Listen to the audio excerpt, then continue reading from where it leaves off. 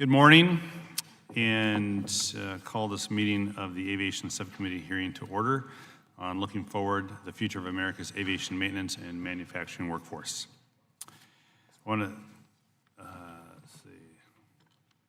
I think I just said the subcommittee will come to order. Maybe I didn't say it that way, but I said it. I ask unanimous consent the chair be authorized to declare recess during today's hearing. Without objection, so ordered. Also ask unanimous consent that members not on the subcommittee be permitted to sit with the subcommittee at today's hearing and ask questions. Without objection, so ordered. So I want to thank today's witnesses for joining the Aviation Subcommittee discussion today on the future of America's aviation maintenance and manufacturing workforce. At the beginning of the 116th Congress, I set a forward-looking agenda for the subcommittee, Aviation and Aerospace 2050.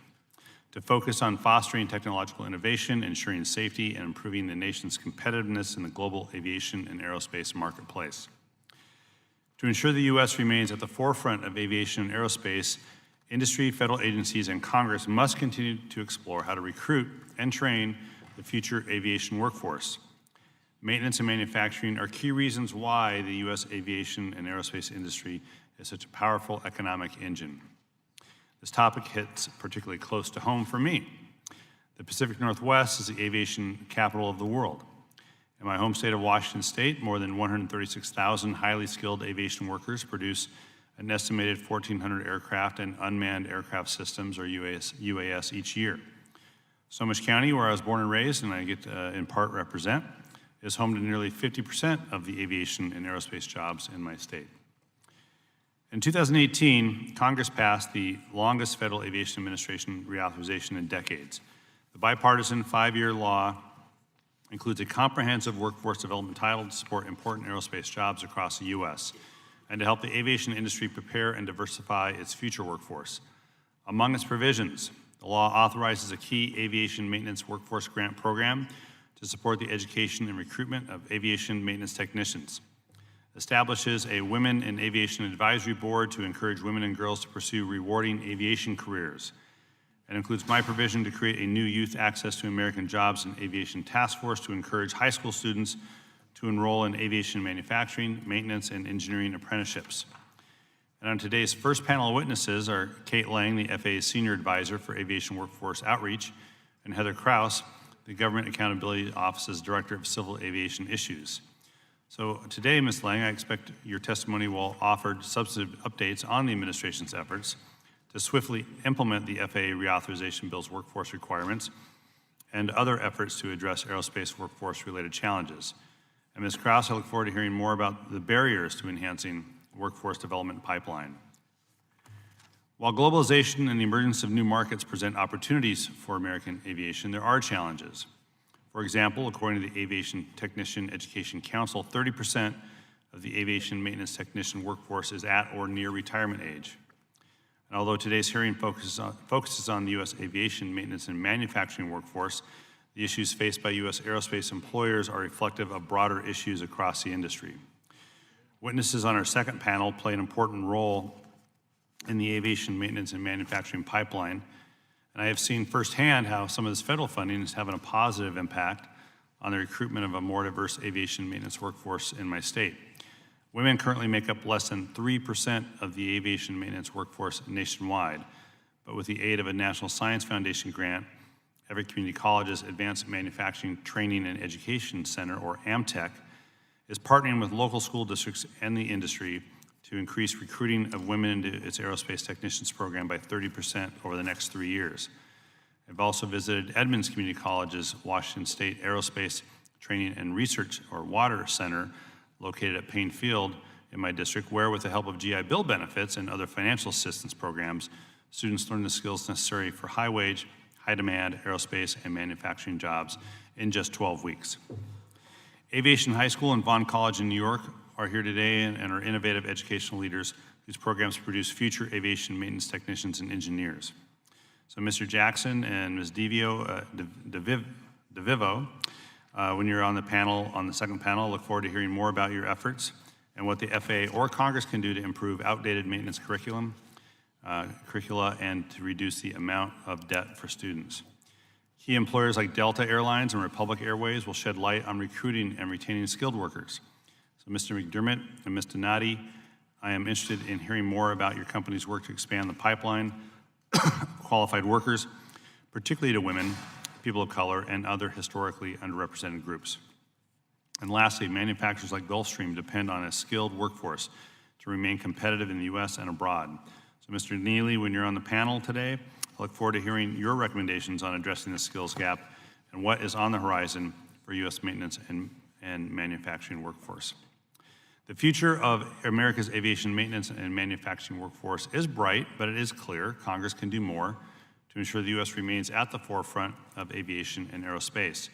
Today's hearing does provide this subcommittee with the opportunity to reaffirm its commitment to supporting U.S. jobs and the aviation workforce. Improving skills training and diversifying the aviation workforce is an all-around win for employers, for job seekers, and for the aviation and aerospace sectors. So I want to thank you again, give a thank you again to today's witnesses, and look forward to our discussion.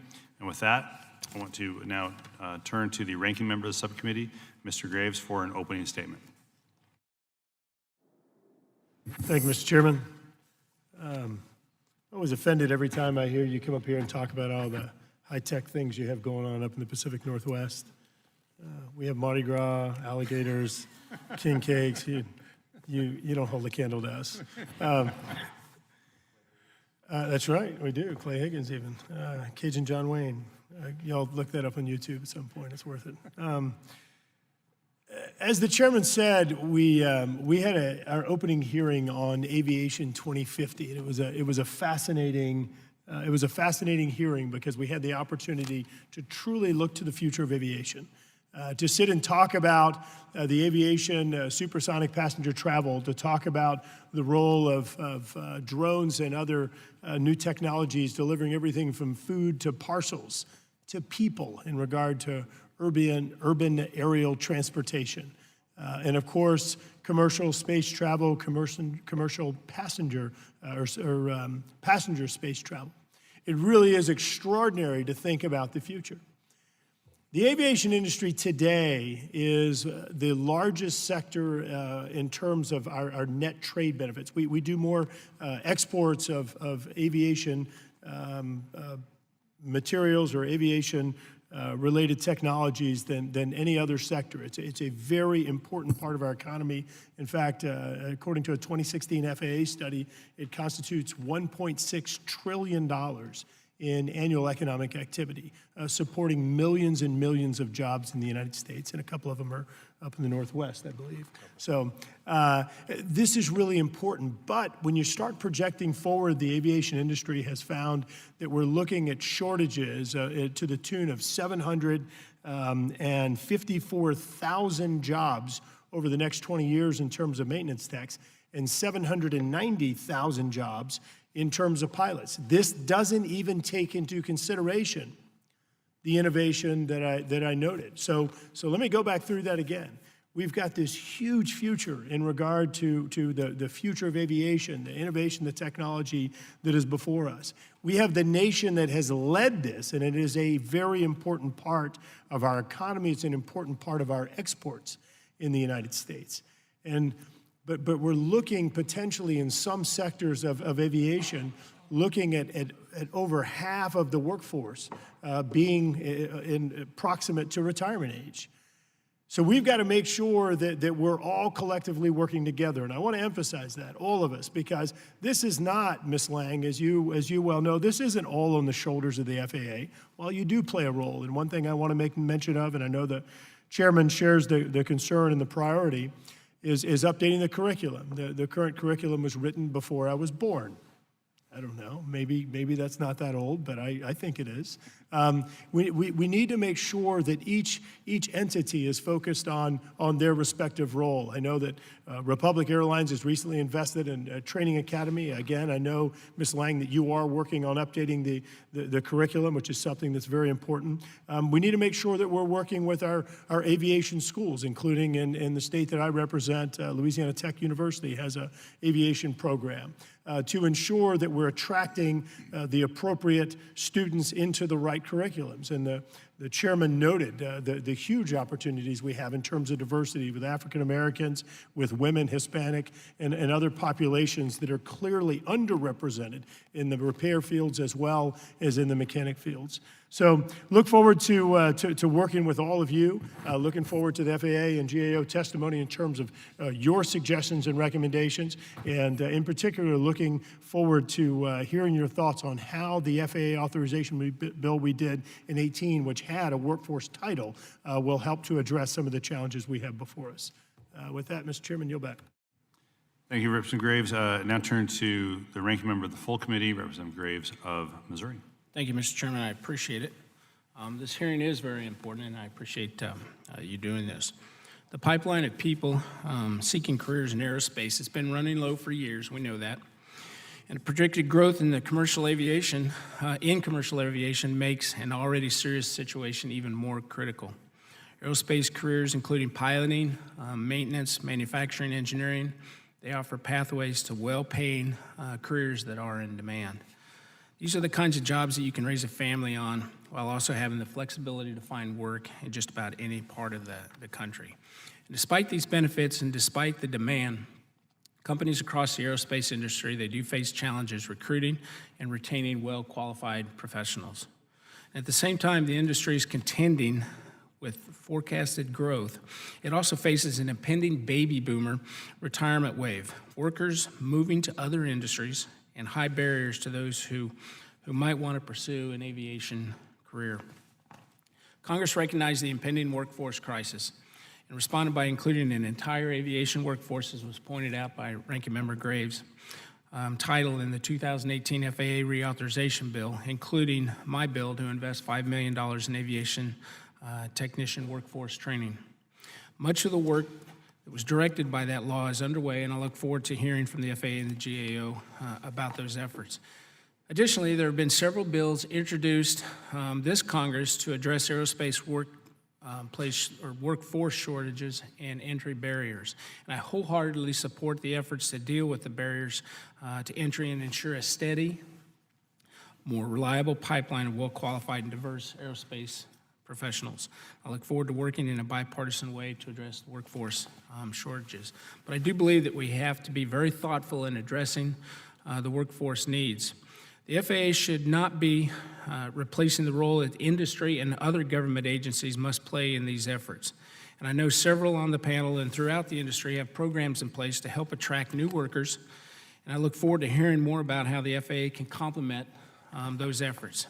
So as we continue the conversation and consider legislation to address aerospace workforce issues, we must be mindful not to pull the FAA in too many directions.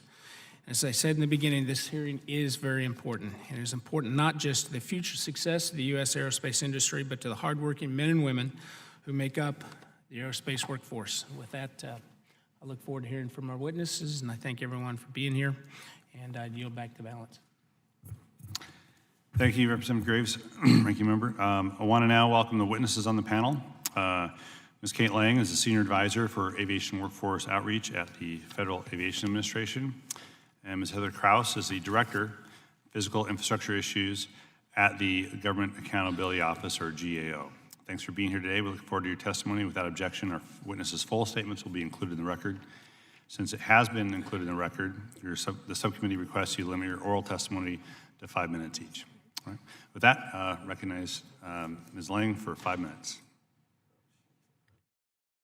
Thank you. Good morning, Chairman DeFazio and Larsons and Ranking Members Graves and members of the subcommittee. My name is Kathryn Lang, or Kate, as everyone calls me, and I'm pleased to be here today to provide you with an update on the FAA's workforce priorities. The FAA's primary mission as a safety oversight organization is to ensure the overall safety of the national aviation system. Success in completing our mission continually depends on our ability to recruit a new generation of dynamic and highly skilled workers, not just at the FAA, but throughout the aerospace industry. Technological advances have helped us to minimize risk, but ultimately, people, not technology, will help us to the next level of safety and organizational and operational excellence. An increasing share of today's technical workforce is moving toward retirement, and the pipeline of aviation professionals that support the industry have shown signs of slowing. For this reason, we are examining the trends and working with our industry partners to identify and ensure that we have an adequate workforce. In collaboration with industry, academia, and other government agencies, we will work to remove unnecessary barriers to entering the aviation workforce, to enhance educational pathways, and to build a pipeline of qualified aviation professionals. This is the main reason I took the role of the Senior Advisor to the FAA Administrator on Aviation Workforce Outreach, having just finished a 6-year assignment in Brussels as the FAA's Regional Director for Europe, Africa, and the Middle East. In my new role, I will serve as the FAA's focal point for engaging with all of our stakeholders and the aviation community collectively to recruit and develop the next generation of aerospace professionals. I've also been asked to chair the Aviation Workforce Steering Committee that the FAA established last year. The goal of the committee is to assess the current aviation workforce challenges from the perspective of pipelines, pathways, and partnerships, and to identify concrete actions we can take to address those challenges. We will have a special focus on diversifying the workforce by attracting women, minorities, and persons with disabilities. Another role of the steering committee is to help provide leadership, guidance, and oversight to the FAA science, technology, engineering, math, and space education programs, better known as AVSED. Originally established in 1961, the AVSED program gives young people a glimpse of the wide range of exciting career opportunities available in aerospace. We support initiatives like Aviation Career Education, or ACE Camps, Girls in Aviation Days, and many, many other events with elementary, middle, high school, and colleges across the country. The success of AVSED relies heavily on FAA volunteer outreach representatives who engage directly with local communities. We more than doubled the number of our outreach representatives from 2018 to 2019, and this year we have already reached our goal of signing up more than 1,100 FAA volunteers. We also launched an Adopt a School pilot program in Texas and Maryland, where outreach representatives will connect with students to generate excitement in aviation. Youth participation in national, regional, and local AVSED events is rising rapidly. Last year, we reached nearly 60,000 students, more than double the previous year. In the FAA 2018 reauthorization, Congress recognized the importance of these collaborative efforts to recruit, train, and retain aviation talent. You enacted numerous workforce-related provisions, all of which we are working to implement. Your priorities are the starting point for our work within the FAA. An example is the establishment of a new aviation workforce development program for education and recruitment of pilots and aviation maintenance technicians. Industry has expressed its concerns about having an adequate supply of pilots and technicians to meet the growing global demand for pilots and technicians. Forecasts show that we will need about 200,000 pilots and about 200,000 technicians over the next 20 years in North America alone. As directed by Congress, the FAA is finalizing the program and intends to issue a call for proposals later this year. We are also taking steps to implement the unmanned aircraft workforce provisions in the 2018 bill, including a specific focus on community college training programs. UAS are a great entry point into aviation. The advancement and proliferation in UAS applications are creating new opportunities for the next generation.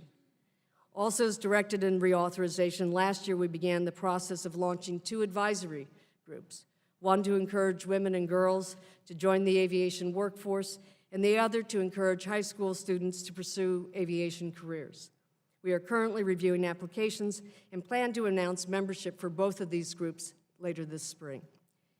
As I stated earlier, we recognize the importance that workforce development has on the overall safety of the national airspace system, and we are committed to collaborating with industry, academia, and other government agencies to develop solutions to the workforce needs of today and for those of the future.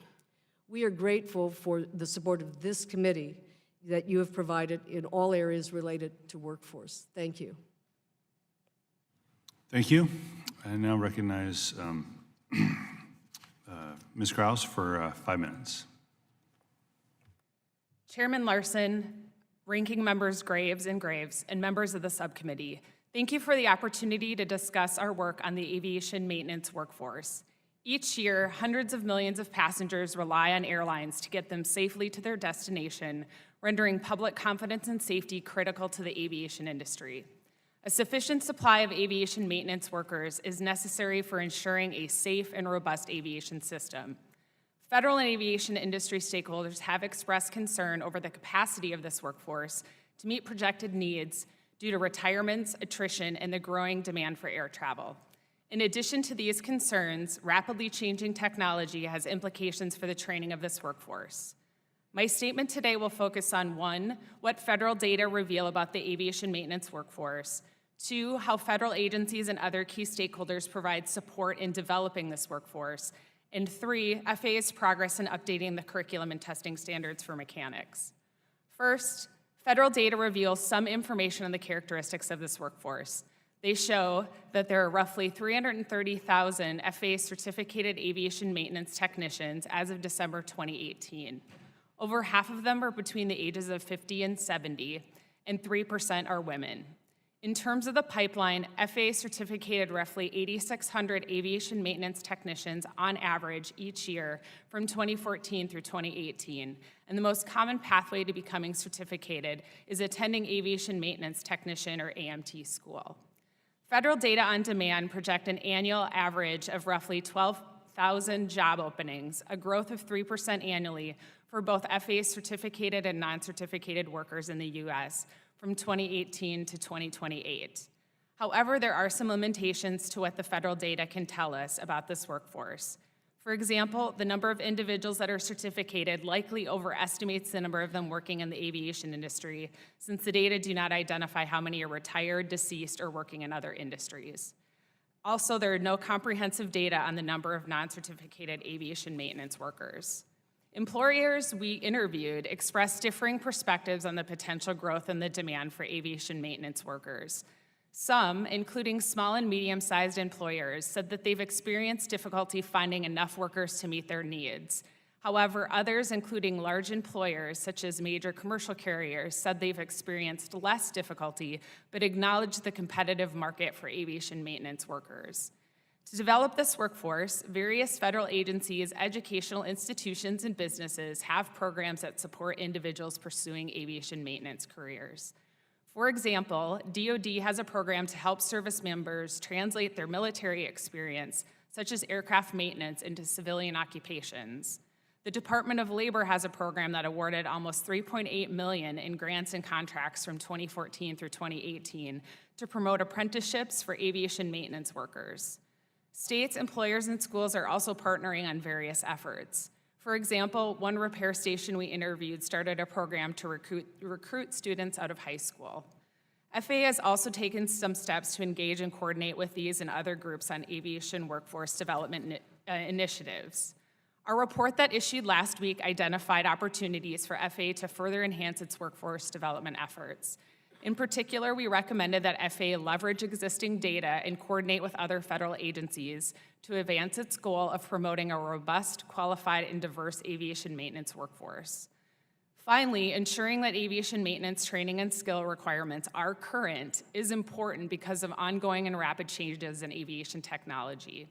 However, aviation stakeholders we interviewed said that the current AMT curriculum requirements, which are decades old and established in regulation, do not emphasize commonly used modern aircraft technologies, such as avionics and composite materials. FAA has also acknowledged that these requirements and testing standards are outdated and are working to revise them. We have been reporting on some of these issues since the early 2000s and believe it's important for them to be addressed. In close, both the federal government and aviation industry benefit from having a professional, trained, and qualified workforce. Addressing aviation workforce needs is a shared responsibility among the different aviation stakeholders. It is important for federal agencies to coordinate efforts to effectively support this workforce and ensure a safe and robust aviation system. This concludes my statement. I look forward to answering your questions. Thank you. Thank you both for an enlightening testimony and helpful testimony to get us started on questions. So we'll move on now to member questions. Each member will be recognized for 5 minutes, and I'll start by recognizing myself. First for Ms. Kraus, your testimony mentions that the FAA does not routinely analyze, collect, or coordinate with other stakeholders on certain data related to workforce development, but it sounds like you've recommended that it do that. Can you elaborate on the potential impacts of the gap, of this gap on workforce development efforts? Yeah, I mean, I think what we found is that there are various data sources out there that give you insight into different components of the workforce. So, for example, with the data on FAA workforce that's certificated, you can get a sense of sort of some demographic data. I mean, FAA also has data related to repair stations and the number of certificated and non-certificated workforce. But I think as they're kind of pursuing these new efforts to really look at all these available sources that both they have and other sources have, and sort of identifying where are the gaps in terms of what might be able to address some of the issues with the workforce, whether it's bringing in more diverse populations or building other pathways. We think that there's ways that you could really leverage different data sources both within and outside government. Okay. Ms. Lang, presumably the workforce development efforts are nested in other agencies, Department of Labor, and then at the state level, Washington State, it'd be Employment Security Department and a variety of other agencies. So it sounds like we have a lot of examples of a lot of people trying to do a lot of things. Can you address how FAA might approach trying to get a common effort established for workforce development in this particular area? Thank you. I mean, it's really evident. I've spent much of the last few weeks reading a lot of the literature, and I think there is a profound desire to better understand the nature of the problem we're wrestling with, because we need to know how serious of a gap we may have, or what are the best solutions to tailor to meeting the workforce requirements. So absolutely, I think the FAA, one of the major things the steering committee is going to do is to create a group that works intergovernmentally with other sister agencies. Clearly, the Department of Labor and Education have very important roles, especially in the areas of data collection. But I really appreciate the point that you've made that we've also got to work with state agencies that also, closer to the issues, have data we have to do. So I think you're going to be seeing more from us. And I'll take your point that we really need to make sure we loop in our state partners as well. Just to follow up on another point in the GAO's report, and this is for Ms. Lang, has to do with the maintenance curriculum standards. I think we have established they're at least as old as Garrett Graves, if not older. But as of October 2019, the agency officials said they were in the process of reviewing stakeholder comments. When do you anticipate a final rule on this issue being released on the standards for maintenance curriculum? The FAA's stated goal is to get it done before the end of the year, and I'm certainly, again, this is an area where there's unanimity of view that we've got to get this over the finish line, and that is a message I'm definitely going to be chatting with Administrator Dixon about, that we really have to put agency priority in getting this done. I think you'll hear that from other members as well, how important this is. Ms. Lang, how specifically are you going to begin to address the barriers faced by women, people of color, and other historically underrepresented groups in providing pathways into aviation and aerospace? You know, this is really going to have to be a multi-tiered effort. I mean, Congress has clearly given us some direction to work and convene an aviation task force to really look at this question, and we are well on our way to getting that started.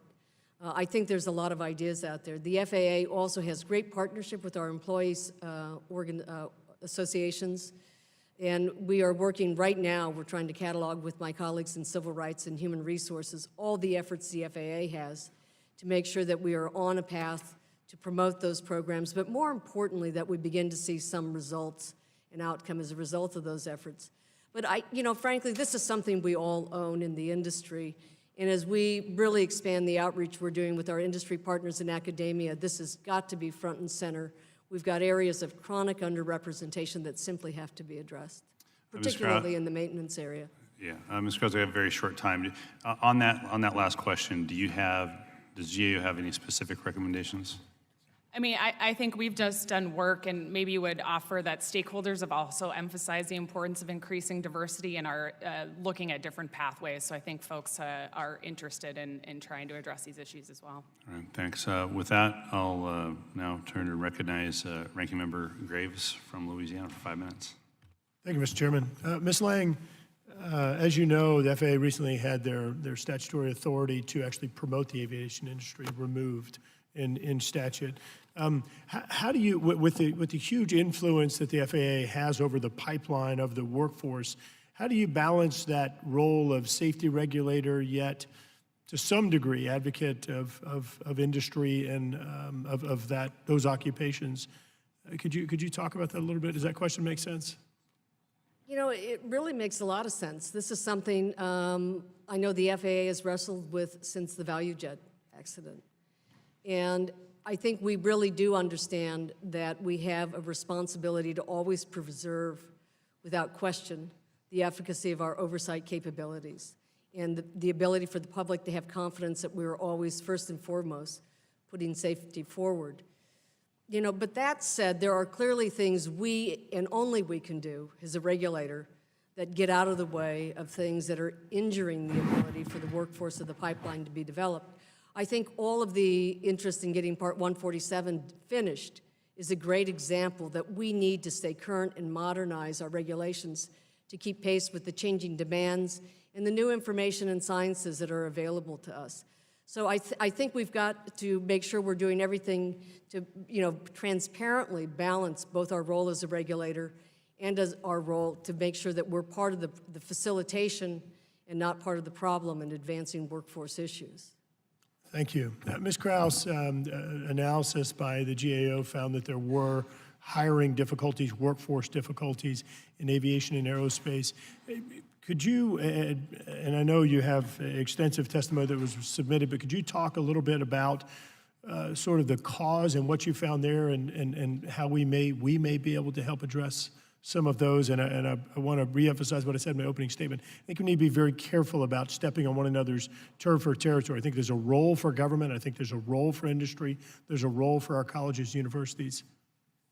Yeah, I think you're absolutely right. There's a number of programs, both at industry and government levels and educational institutions that are going on. I think it is really trying to make sure that the efforts that are being carried out, including the ones in the FAA bill, are really effectively targeting and not overlapping other programs and sort of targeting areas that there are sort of real needs. So I think it is really kind of focusing on making sure the programs are sort of all moving in the right direction and sort of filling in various gaps that might exist. Thank you. Ms. Lang, what work is the FAA doing, or are you doing anything to help to identify and sort of inventory some of the barriers to workforce development or just helping to sort of improve that pipeline of the aviation workforce by helping to, you know, sort of recalibrate the barriers to entry that are under the FAA's jurisdiction? Are you working to do that now, and what can we expect in terms of path forward? And look, we all understand that many of those are for safety. For example, I don't think anybody here would suggest that we don't need to have proper training or experience before we put people working on planes or of course, in the cockpit. You know, again, I am struck by the fact that over the last few weeks, as I've really, as I've come into this position and read the literature, there is a very long list and a lot of opinions about where the barriers are and the things we need to do to deal with pipeline and pathway opportunities and issues. I think the FAA is right now committed to looking at all of those. I mean, we will be implementing the areas where Congress has explicitly asked us to do some work, both with women in the industry, with students. There are clearly a very long list of barriers we're going to have to deal with, from education to the time it takes to be able to get into, in some career paths, frontline positions. We're going to have to look at all of those. Again, some of those we're going to be looking at internally at the FAA within our own workforce. We do have to look at what we can do with sister federal agencies like labor, education, Veterans Affairs, to improve the availability of loan programs, subsidies, incentives There's a lot of ideas out there that we need to sit down and champion some of these within the federal government. And again, there are those things that we do that are part of the barriers that we have to take stock of and own. But again, I think you've stated it very well. This is something everybody in this community owns. I mean, we've got to get out there. The FAA will be doing outreach. We want to hear first person. I'm really looking forward to the next panel. We need to hear the voices of the people on the front line about the things we collectively need to do and what industry is doing to help, promote a strong and robust workforce of the future. Thank you. Mr. Chairman, you noted this, but I just think it's noteworthy. You have 2% of aircraft mechanics, 4% of pilots are women, 3% of commercial pilots are African American, and only 7% of commercial pilots are Hispanic or Latino. So certainly, I think we have some opportunity in those communities. Yield back. Thank you, Ranking Member Graves. I now turn to Representative Lipinski of Illinois for 5 minutes. Thank you, Mr. Chairman. Holding this important hearing on aviation workforce, certainly something you hear about all the time, is the growing need in this area. I'm fortunate enough to have Lewis University located in my district in Romeoville, and their aviation and transportation department does tremendous work training students in aviation career fields, including aviation maintenance. Lewis University is a critical piece in training the next generation of aviation workers. And in fact, I was out there a couple weeks ago for an event to welcome a retired American Airlines McDonnell Douglas MD-80. Now, this aircraft is can be able to provide students at Lewis University with more opportunities to earn FAA certificates to become a mechanic. So it's great to see that opportunity. As a former engineer, I appreciate how important it is to have the opportunities for the hands-on experience. Lewis University graduates will now be able to enter the aviation workforce with the best possible training and experience. So I want to ask Ms. Lang, how is the FAA partnering with schools like Lewis to encourage students to pursue careers in aviation, especially aviation maintenance and manufacturing? Thank you. I began my aviation career in Chicago, and I'm very, very aware of the deep aviation roots in Illinois. I think Lewis, like any number of the academic institutions, first of all, ought to take advantage of some of the programs that are now in the reauthorization bill related to workforce development. But I can assure you, we are very much interested in working with academia to also hear from academia what they need from us.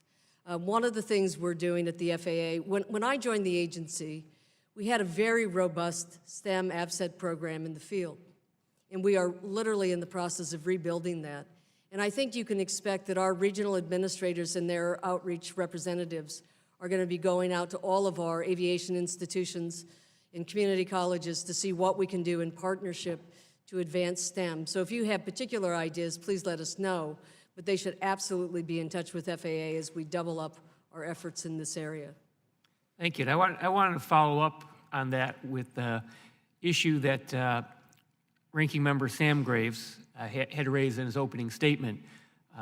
The 2018 FAA reauthorization bill, I partnered with Ranking Member Graves on Section 625 for the establishment of 2 new programs for workforce development, one for pilots and the other for maintenance technicians. The recent appropriations bill saw $5 million for each of these 2 programs. What is the FAA doing right now to get these 2 grant programs up and running? I think it's very important that we move quickly on this. So, Ms. Lang? Well, I'm really happy to report that the FAA is moving out quickly on these. It's a brand new program, both of these programs, and they come with them the requirements of a lot of prerequisites you have to do, like the Paperwork Reduction Act. Those processes were started last November and are underway, and we hope to get wrapped up in the next 2-3 months. We also received the necessary appropriations, as you pointed out, in the FY20 bill in December. So those are underway. While we are finishing the processes one has to go through to stand up a program, though, our teams are right now working on the initial eligibility and application requirements. The program is drawing a lot of attention. We understand from the legislation there's a desire that we should consult with interested parties, and we will be doing that. And we hope to be getting that criteria and those details out later this year on both programs. Do you have a sense, are you going to have will the grant money be given out in this fiscal year? I can say categorically it will be started in this fiscal year. It's part of it is going to be a function of how quickly we can get through the prerequisite programs, but we understand the sense of urgency that Congress has, and we are keeping a very close track of making sure we're hitting the milestones as quickly as we can. And I will be a dog with a bone on any place where it's getting stuck. I appreciate that, and I will continue to follow up, and I would appreciate you keeping in touch with me in my office on the movement on that. So thank you. I yield back. Thank you. Now turn to Representative Fitzpatrick of Pennsylvania for 5 minutes. Thank you, Mr. Chairman. Thank you to both of you for being here today. First, Ms. Kraus, regarding, aside from the aviation maintenance workforce, what does GAO know about the status of the pilot supply issue? Yeah, we had looked at the pilot supply issue back in 2018 and did a labor market analysis where we found those indicators were all consistent with a shortage when it comes to pilots. I mean, I think also as part of that work, we did find some positive signs as well in terms of enrollment being up at some of the schools and wages increasing in sort of response. But nonetheless, there's still challenges in meeting the demand of the pilot supply.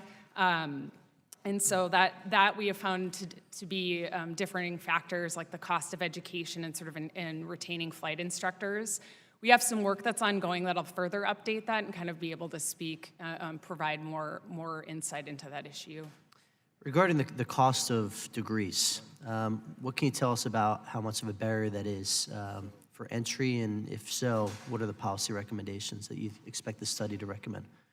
Yeah, I think that what we found in that more recent work is that when students are seeing a clear career path to a position, that makes the cost a little more, palatable. Like they sort of see where their education's going to take them. So I feel like that is something that has been positive in terms of getting enrollment up, of like seeing a career path going forward. Thank you, Ms. Kraus. Ms. Lang, how is the FAA and DOT working together to help veterans with aviation experience transition into civilian workforce?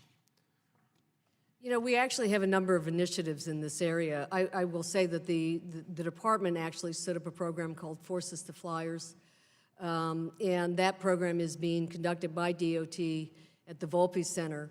We're quite anxious to see how that program, it's a research program, we're anxious to see the report that comes out of that this summer. The appropriations bill, likewise, had a provision for the FAA to implement with respect to veterans and facilitating veterans being able to get into flight instructions in schools. We'll be working that as well. But I would also note, when we had a symposium a year ago, I guess it was in the fall of 2018, we partnered with the Air Force in that program, and we've subsequently now done a memorandum of understanding with the Air Force to see what we can do working with them to both learn from their experiences of streamlining getting pilots trained and into the workforce, but also what we need to do working jointly to make the transition from military service to civilian service faster and more readily available. We're also working with the Department of Defense and Teamsters on a new program to improve or streamline where we can the certification of mechanics coming out of the military into the civilian workforce. So that's just the initial set of initiatives. I think you're probably going to see more. If you have any ideas, we certainly would welcome those. And as far as, Ms. Lang, as far as new entrants, unmanned aircraft, commercial space transportation, do you see that as attracting new people, young people into the industry?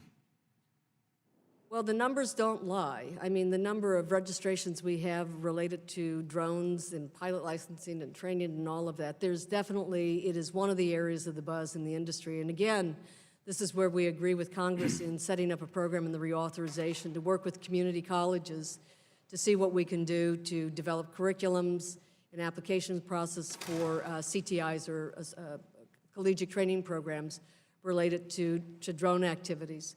So again, it's a burgeoning area, and we're quite anxious to get, there's a lot of things that are making people very excited about it. We're trying to piggyback on that excitement to get people interested in aviation. Drones are a great way in. Great, thank you, Ms. Lang. I yield back, Mr. Chairman. Thank you. Now recognize Representative Stanton of Arizona for 5 Thank you very much, Mr. Chairman. Thank you for organizing this very important hearing. Section 625 of the 2018 FAA reauthorization directed the FAA to establish new grant programs to support maintenance technician recruitment and training and pilot education. Those programs were authorized at $5 million annually, and they do have broad bipartisan and industry support, and they were fully funded as part of the fiscal 2020 appropriations process. Congressman Lipinski asked a question about that, so I won't reiterate the question, but only make the point that time is of the essence. We've already lost 1 year on the 5-year authorization time period, and the agency should stand up a program as quickly as possible to ensure that the money gets out of the door in time for the 2021 academic year, so that the money we've appropriated can be put to work as quickly as possible. I know you're working on that, but I want to make sure you hear from myself and I'm sure other members of this body. It's really important.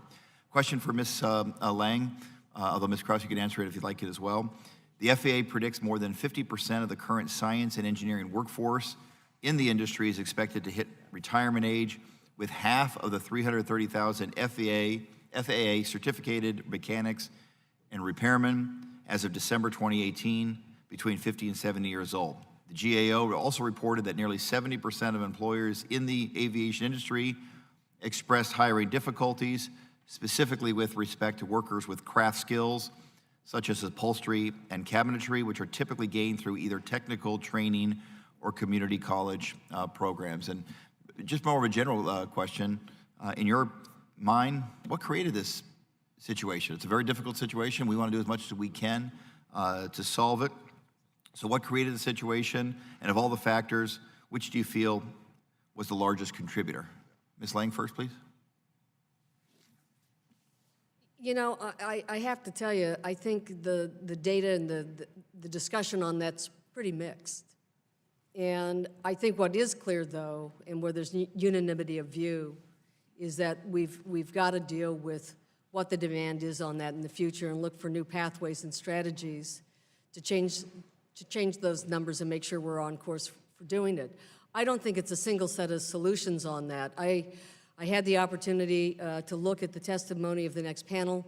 I think they have a lot of great insight being on the front line to both what has caused some of the problems, and frankly, I'm very impressed by some of their ideas on the solutions, which we will take very seriously. All right, we'll look forward to the second panel. Ms. Krause, have any thoughts on that issue?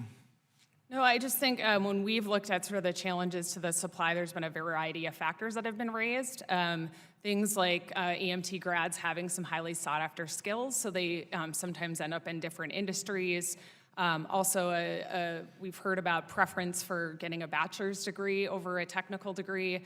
And also regional sort of issues in terms of some of the hiring challenges that they might face at rural versus urban areas and things like that. So, but that said, I think as Kate mentioned, I mean, there's a number of efforts underway by industry and others to kind of target and address some of those issues. Okay, I think you're going to see a lot of support from this committee and this body to be supportive of those efforts. Ms. Krause, in your written testimony, you referenced the need for more complete data regarding the supply of and demand for aerospace workers.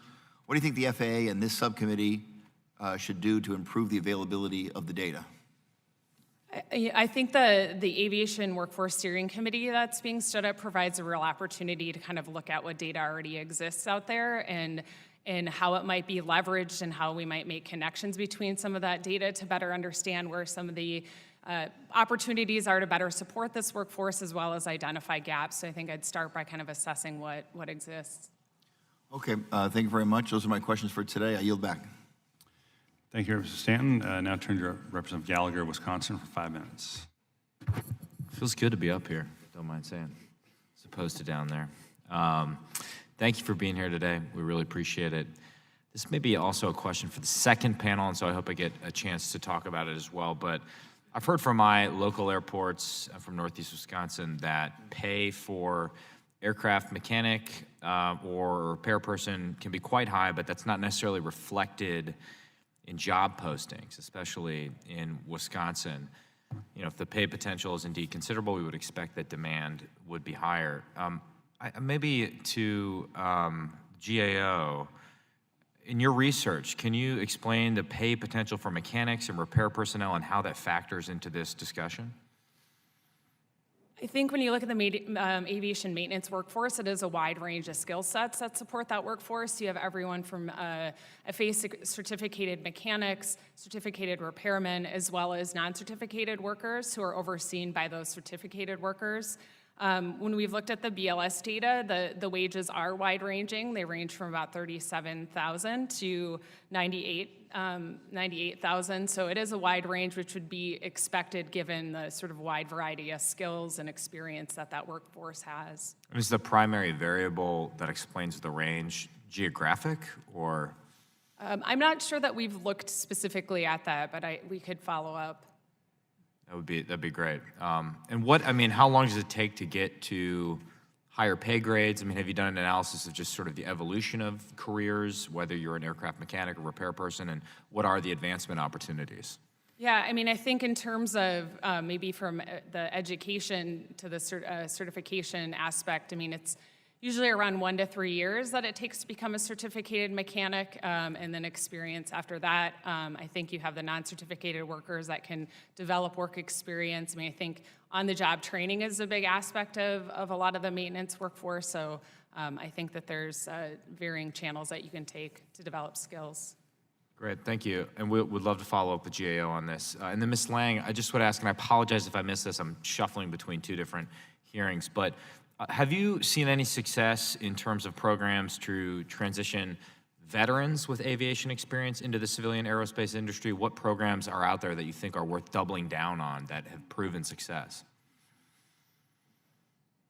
Well, clearly there are programs that are getting veterans from the military into the aviation community, and I think a lot of those are pretty well documented in some of the especially the GI Bill and some of the work right now with industry to recruit pilots. I mean, you know, pilots from the military are a major source of the pilot community in the industry right now on the commercial side. But as I mentioned, there are a number of things we are doing. I mean, DOT has a program right now called Forces to Flyers that's working with different flight schools to get pilots or to get veterans that are not pilots into the aviation community as pilots. We've got the provision in the appropriations bill. Plus, we've got a number of initiatives underway with DOD and the Air Force to remove some of the barriers, streamline certification requirements for DOD mechanics to civilian mechanics. So there's actually quite a bit going on. And then a final question for either or both of you. I mean, and again, apologies if I missed this. What apprenticeship programs that get into the classroom, you know, K through 12 classroom, have shown success, get kids interested not only in being pilots, but potentially being repairmen and mechanics and earning a good living that may not require them to go to a traditional 4-year college? I just have a couple of anecdotes, and I think they're kind of the programs are early on, but there are, for example, repair stations that have started partnering with high schools to develop programs. I think you're seeing a lot of different ways that industry is trying to make connections with educational institutions to sort of build that pipeline. You know, I would only add, because I think we're seeing a real renaissance, certainly at the FAA, and the things we need to do with AVSED and STEM programs. And I think it's a truism to say that the closer we are in the education system to entering the workforce, the more robust the data. But I think the truism is you got to catch kids early. And if you really think about it, almost anybody in the business will tell you at what age they were inspired and got the bug for aviation. And it's really on all of us to get out there and making sure we're catching children as young as we can to get inspired and interested and with tools to enter the workforce. Well, thank you. My time has expired, but I may never give up my seat on the top row. Well, our side only controls this side, so you've picked a fight with Garrett Graves. With that, I recognize Representative Allred of Texas for 5 minutes. Thank you, Mr. Chairman, and thank you for being here to our witnesses. Ms. Lang, I want to follow up on the question that's just being asked, because I read in your written testimony and was pleased to learn about the FAA's Adopt a School initiative, which was launched in DC, as well as Dallas, which I represent at the Solar Prep School for Girls at James Bonham. So I wanted to drill down a little bit on that. Can you elaborate on some of the activities the students will be participating in that program, and what are your desired outcomes for the Adopt a School initiative? Well, the FAA, like I said, is really convinced that we've got to catch kids early. And this was actually an idea that came out of our senior leadership development program, that we actually foster a pilot program to see what we can do purposely to get out there and reach out to schools. We ended up in Dallas because one of the people in the development program was from Dallas and was very energetic to get involved in it. But I think the basic idea, and we've already started that, we're working with 4 schools in Dallas and with the teachers to create an aviation curriculum. And the idea is to use aviation concepts to amplify and apply science and math learning. And so we've started on that. In some cases, we'll be doing direct in-classroom work, but especially after talking to our colleagues on the next panel, they've really got me thinking about the things we need to do to get hands-on experience and get that muscle memory built in and those skills started at a younger age. And we've got to get people out because, aviation is actually really cool. And getting people out of the classroom and into the hangars or into the maintenance facilities or looking at what goes on in the belly of an airport is really going to give people the buzz. And that's where I think we're going to go with these programs. It's an important pilot. We're already pleased with the initial results. We will be measuring how those kids in Dallas, what they learned before they came in at midpoint and afterwards. We are going to take a good look at that. I think we have to figure out some better metrics of whether and what works. And that's what this program is going to do. I think we're already excited to see what we might be able to do in the coming year to take it from a pilot to more mainstream within our regional offices. Well, thank you. I think that obviously aviation is extremely important for the Dallas economy, and I think that it's a great place to have these programs. I am, of course, interested in increasing the representation of women and minorities in aviation. I know we've had some discussion about that already today, but I wanted to ask specifically about the Adopt a School initiative and whether or not this would also be part of an effort to increase that representation.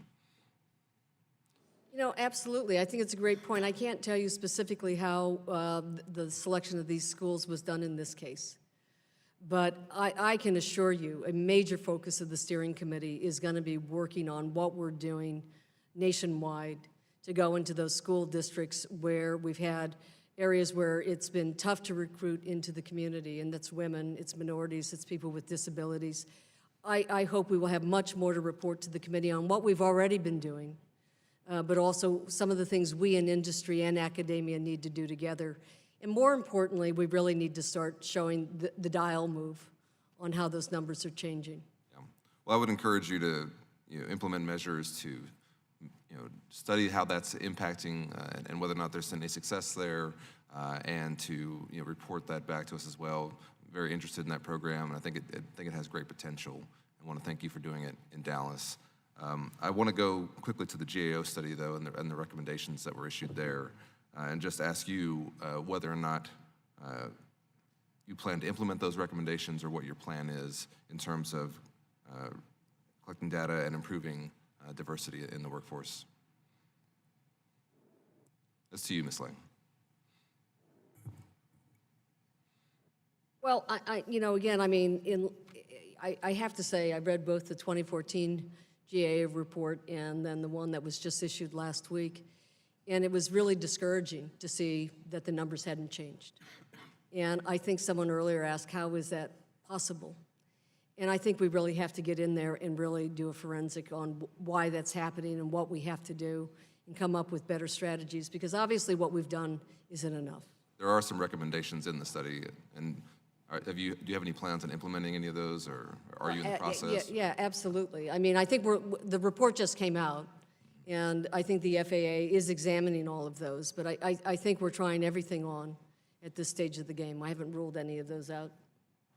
All right, thank you so much. I yield back. Thank you, and I'll turn to Representative Balderson of Ohio for 5 minutes.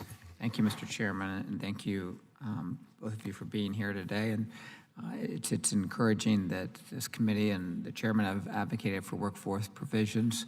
I'm excited to learn about Administrator Dickerson's actions to foster the aviation. A lot of the questions have been asked that I think a lot of us are asking, so I'm trying not to duplicate some of the things that you've been asked. But in written testimony coming from our second panel today that I've gone over, only students 18 years or older can only gain access to work-based opportunities in our nation's airports. Have you looked at expanding this apprenticeship or internship type for high schoolers? I have to tell you, last night when I was reading the testimony, and I actually had a chance to talk to the principal a little bit, I was surprised by that. I worked in airport operations a good part of my early career, and I really want to get behind that and see what the issue's there. I don't know what it is, but I have every intention of looking at it. It's good to hear that. And it's not only in aviation, there's some other parameters out there for other workforce also. Do you think this would help?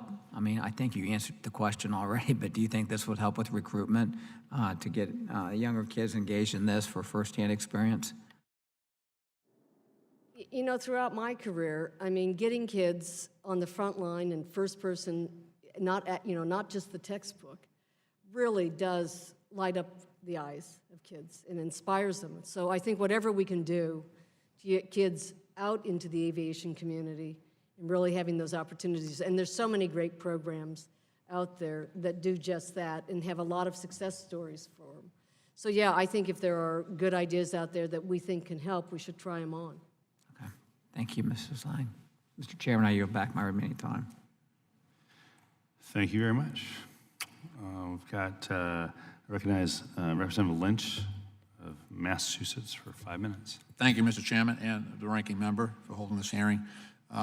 Ms. Lang, I couldn't agree more with your insight in terms of getting young people involved early in the process. I know from my own experience, I took some welding classes in high school, ended up going to the Ironworkers Apprenticeship School for 3 years. Then I went to work at a shipyard. They had a welding school as well. I became president of the Ironworkers Union. Of course, then I got my law degree and I became a politician. My wife says it's been one disappointment after another. But I would say that it has a tremendous influence getting young people involved early. It just, part of it is just letting kids know what is out there. And they have an opportunity to become skilled workers, gives them some direction and some options. One of the successful programs that they've used in the building trades is the Helmets to Hard Hats program. So the building trades unions all across the country, AFL-CIO, work with the Building Trades Employers Association, and as men and women are transitioning out of active military duty, they're pulled right into the building trades. So, and we do an assessment.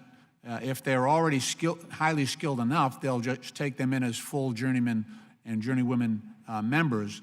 And if they are in need of additional training, they'll plug them into their apprenticeship programs, sometimes as second-year or third-year apprentices because they don't need that much training. But it's been a great program for our diversity goals because you have a lot of women and people of color coming out of the military, plugged them right into our unions, so that's been helpful there. And there's also the fact that many of our sons and daughters in uniform have deployed multiple times. And there's a stress level there and a difficulty and awkwardness transitioning back to civilian life. So we find that it's been very helpful that when they come into our organizations, they're accepted, they're supported, and it's a good there's a good vibe there, and everybody's so proud of their service. I think they feel very much accepted. So is there anything like that that the FAA and aviation employers are doing and maybe the Machinists Union? I know they're very active. They have a great program. Are they doing something similar to sort of reach out to our sons and daughters in uniform. I know there's a,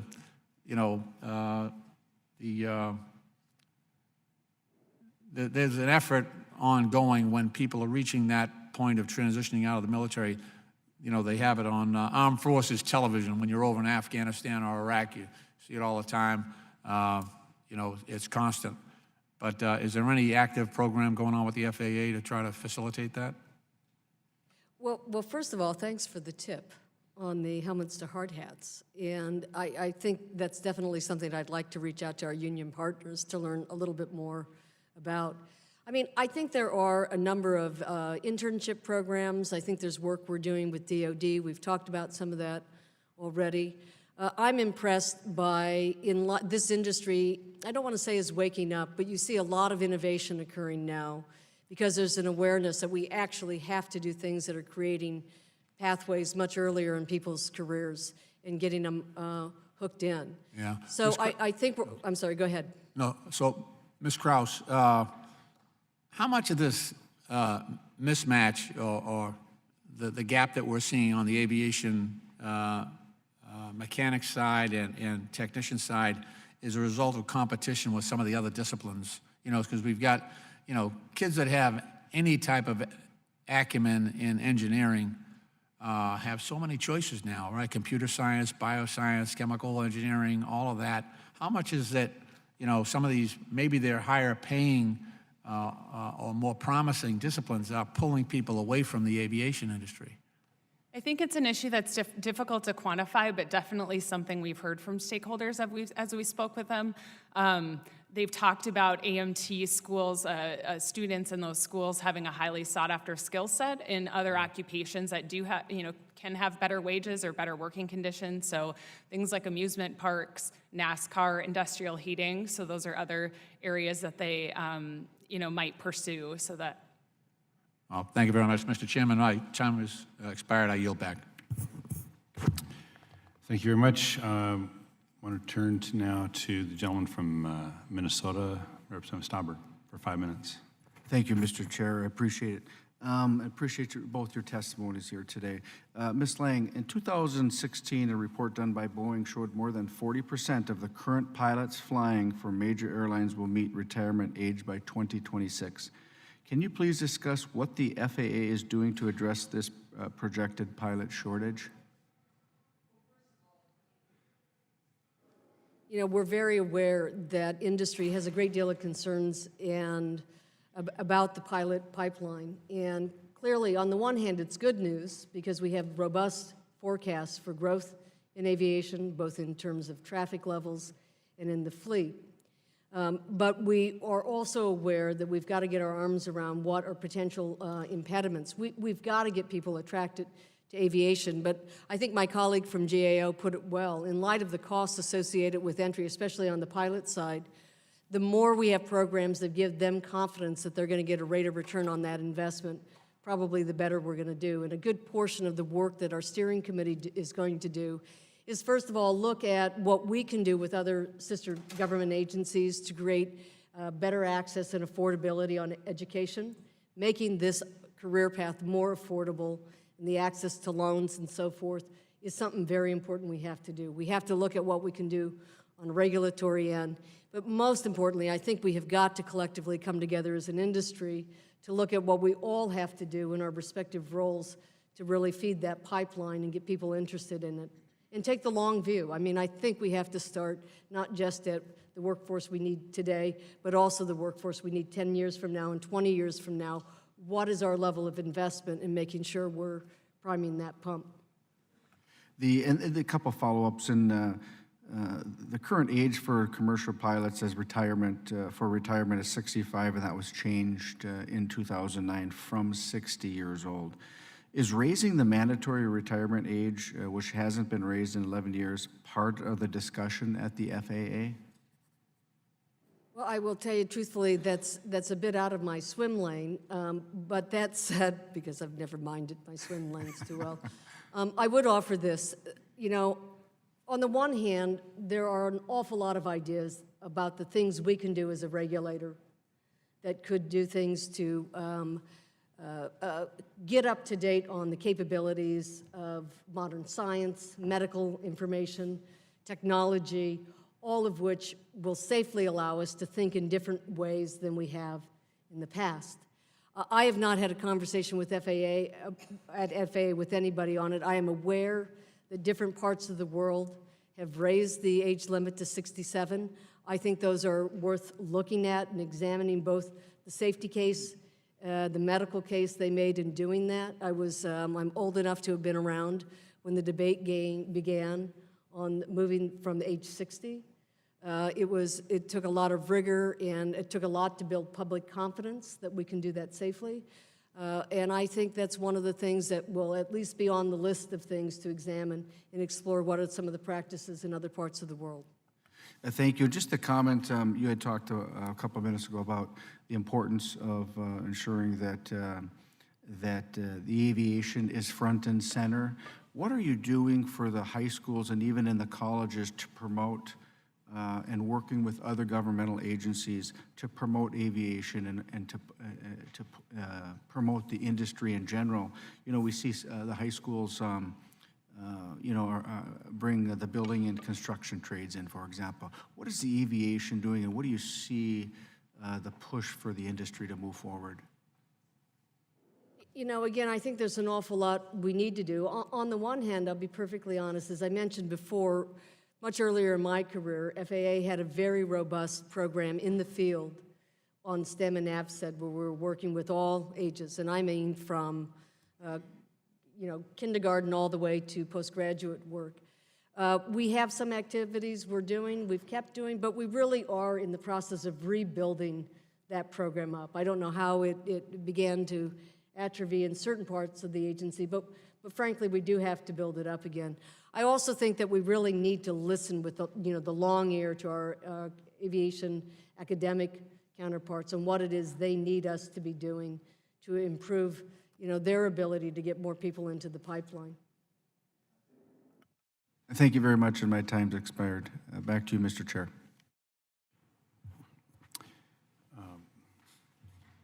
Thank you very much, and now recognize Representative Garcia of Illinois for 5 minutes. Thank you, Mr. Chairman. Thank you both for being here this morning, our two panelists.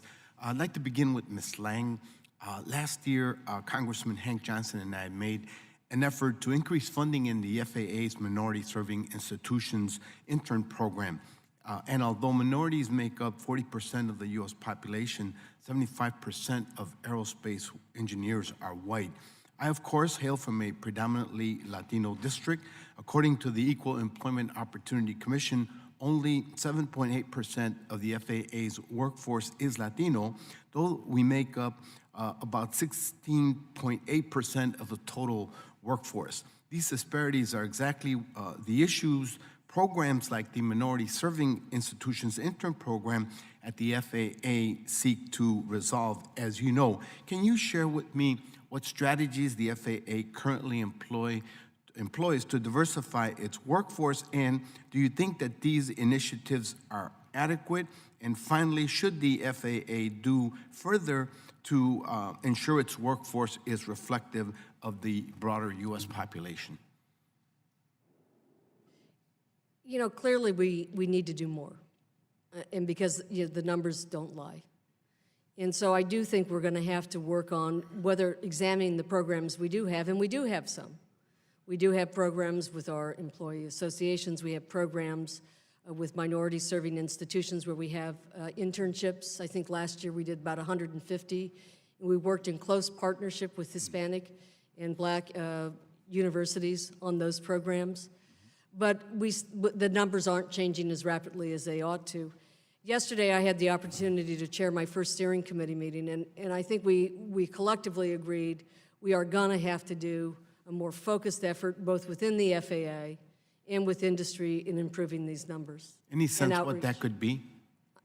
Any sense what that could be? Measures to improve outcomes? Well, I mean, I think fundamentally the measure is increasing the employment numbers. And I think we have to absolutely understand where are the barriers in recruiting and getting people interested in going into the aviation careers. I'm very interested in hearing the next panel We've got institutions that are based and working very closely in minority neighborhoods in recruiting. I think we have to learn from these programs and adopt the best practices that are out there, but we definitely can do more. I think our own outreach efforts have to do more in these communities.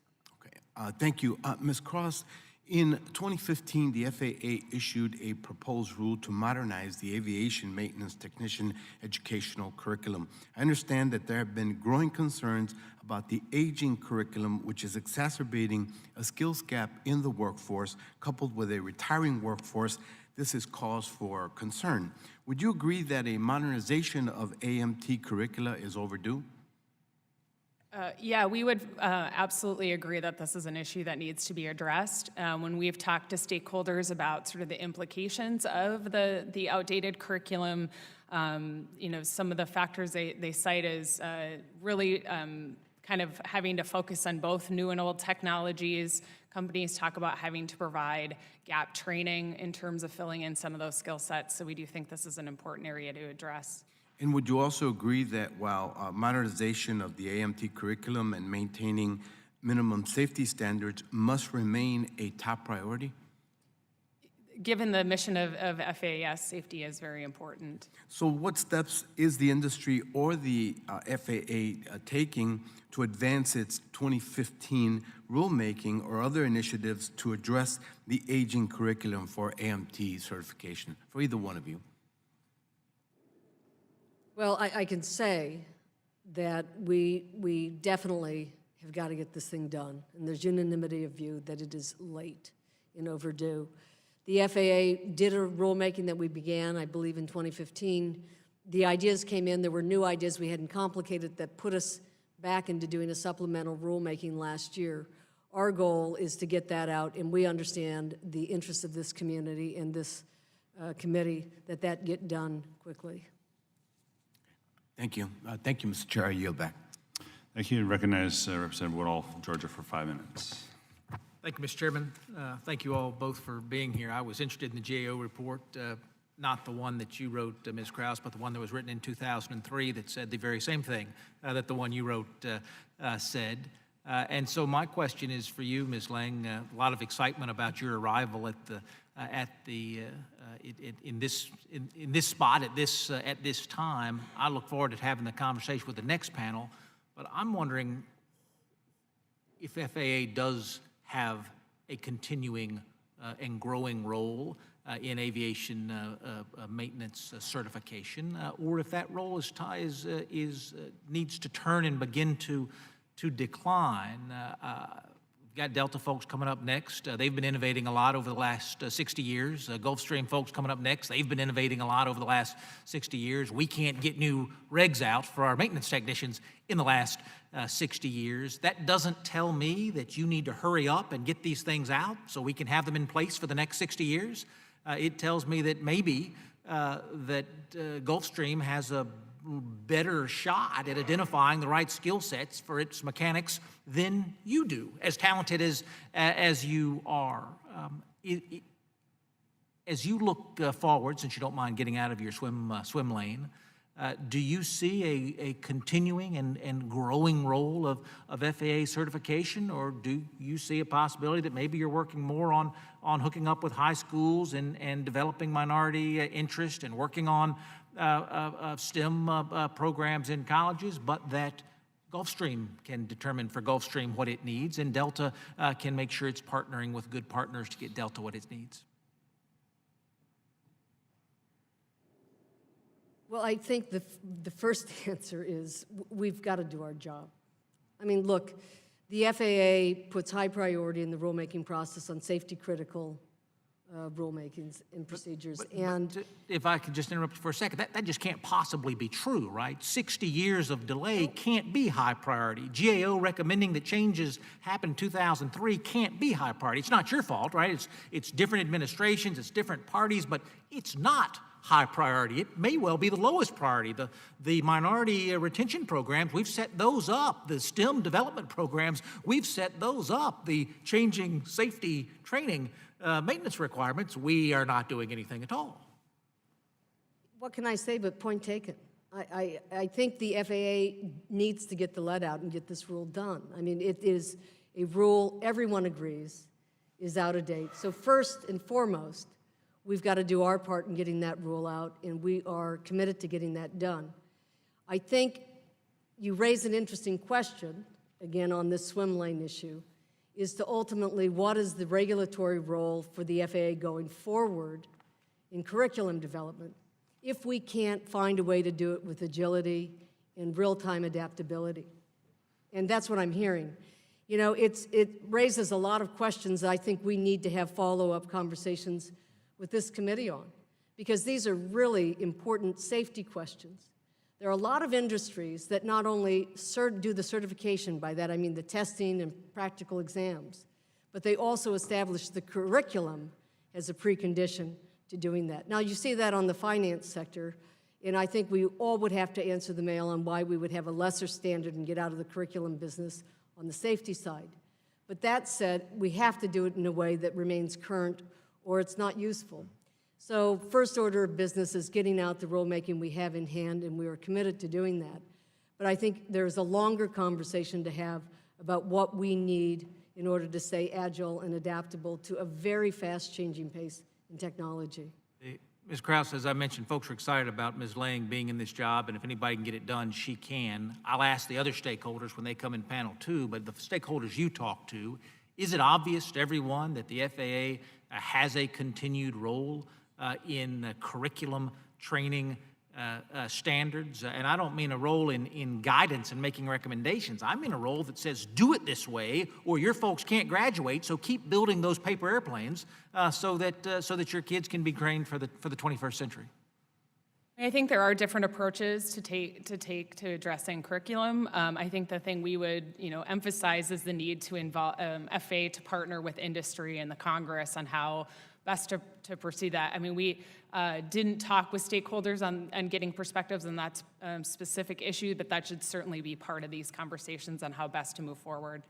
The FAA's got a lot on its plate, and a lot of constructive criticism comes from every direction. As much as you care, you can't possibly care more about Gulfstream safety than Gulfstream does. And so I'm just looking for those ways that we can alleviate some of your burden while continuing to maintain that safety for the flying public. Thank you for your indulgence, Mr. Chairman. I yield back. Absolutely. Recognize Representative Perry of Pennsylvania for 5 minutes. Thank the witnesses. Thank the chairman for the time. I am late to the conversation. I do apologize. Multiple hearings at the same time, and if the question has already been asked, I apologize for that as well.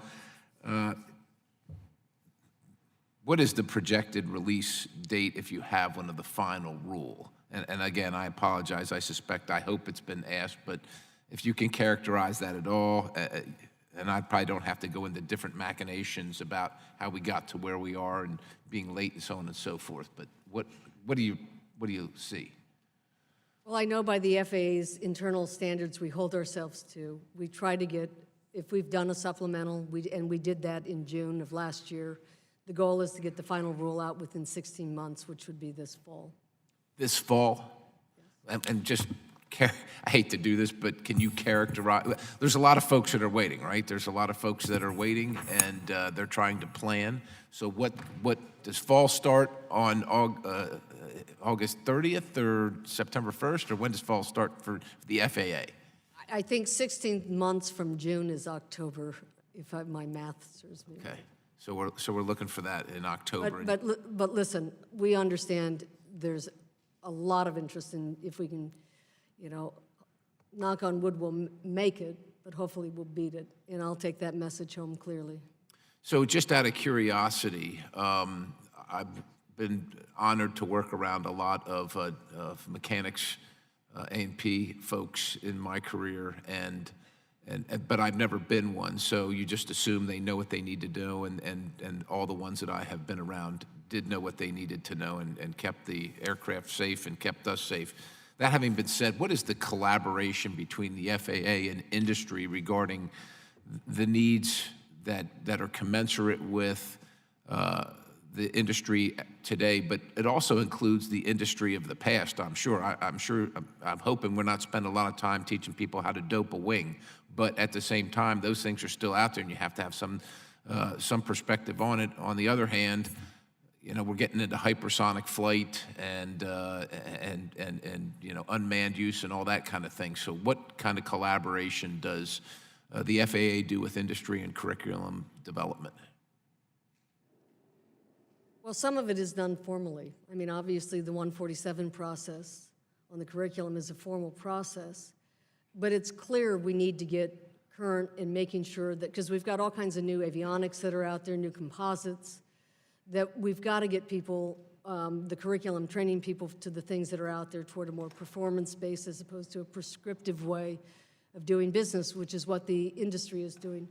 I think first and foremost, we have to look internally at what our role is as a regulator and the things we're doing that we have to correct. So 147 is a good example of that, but I suspect there are other things, and we have to look at our regulatory responsibilities on that.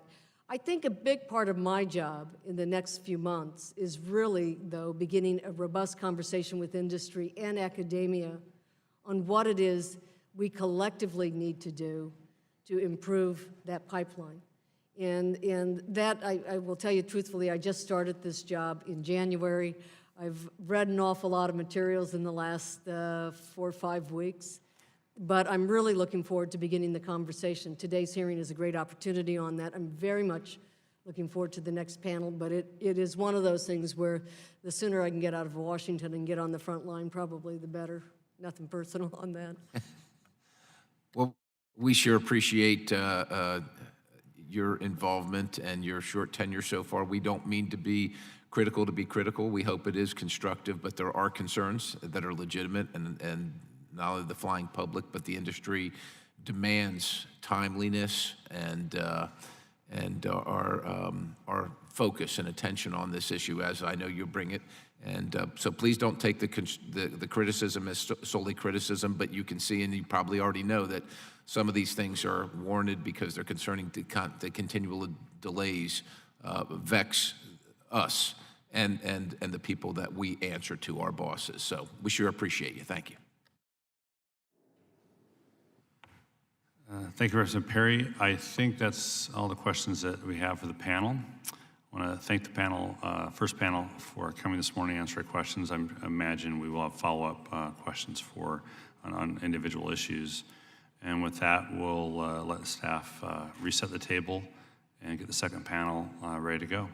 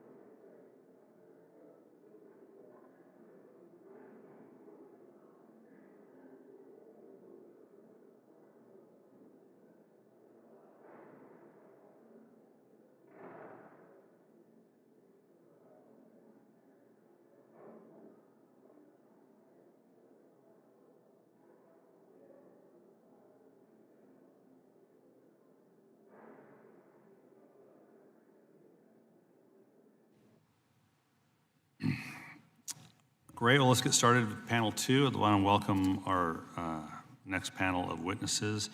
In order is Mr. Steve Jackson, who will be the principal of Aviation High School, and he's accompanied by Mr. Mario Catamaccio. Is that close enough? Or exactly, great. Assistant principal at Aviation High School. Apparently no one's there providing discipline today. Ms. Sharon, is it DeVivo? DeVivo, president of Vaughn College. Mr. Joseph McDermott, vice president of Law and Public Affairs managing director of technical operations of Delta Airlines. Mr. Jay Neely, vice president of Law and Public Affairs, Gulfstream Aerospace, and Ms. Dana Donati, is that right? Great. General manager and director of academic programs at Lift Academy. Thank you all for being here today. We look forward to your testimony, and without objection, our witnesses' full statements will be included in the record. As with the previous panel, since your witness testimony has been made part of the record, the subcommittee requests you limit oral testimony to 5 minutes. We'll now proceed with witness testimonies, and first recognize Mr. Jackson for 5 minutes. You're recognized.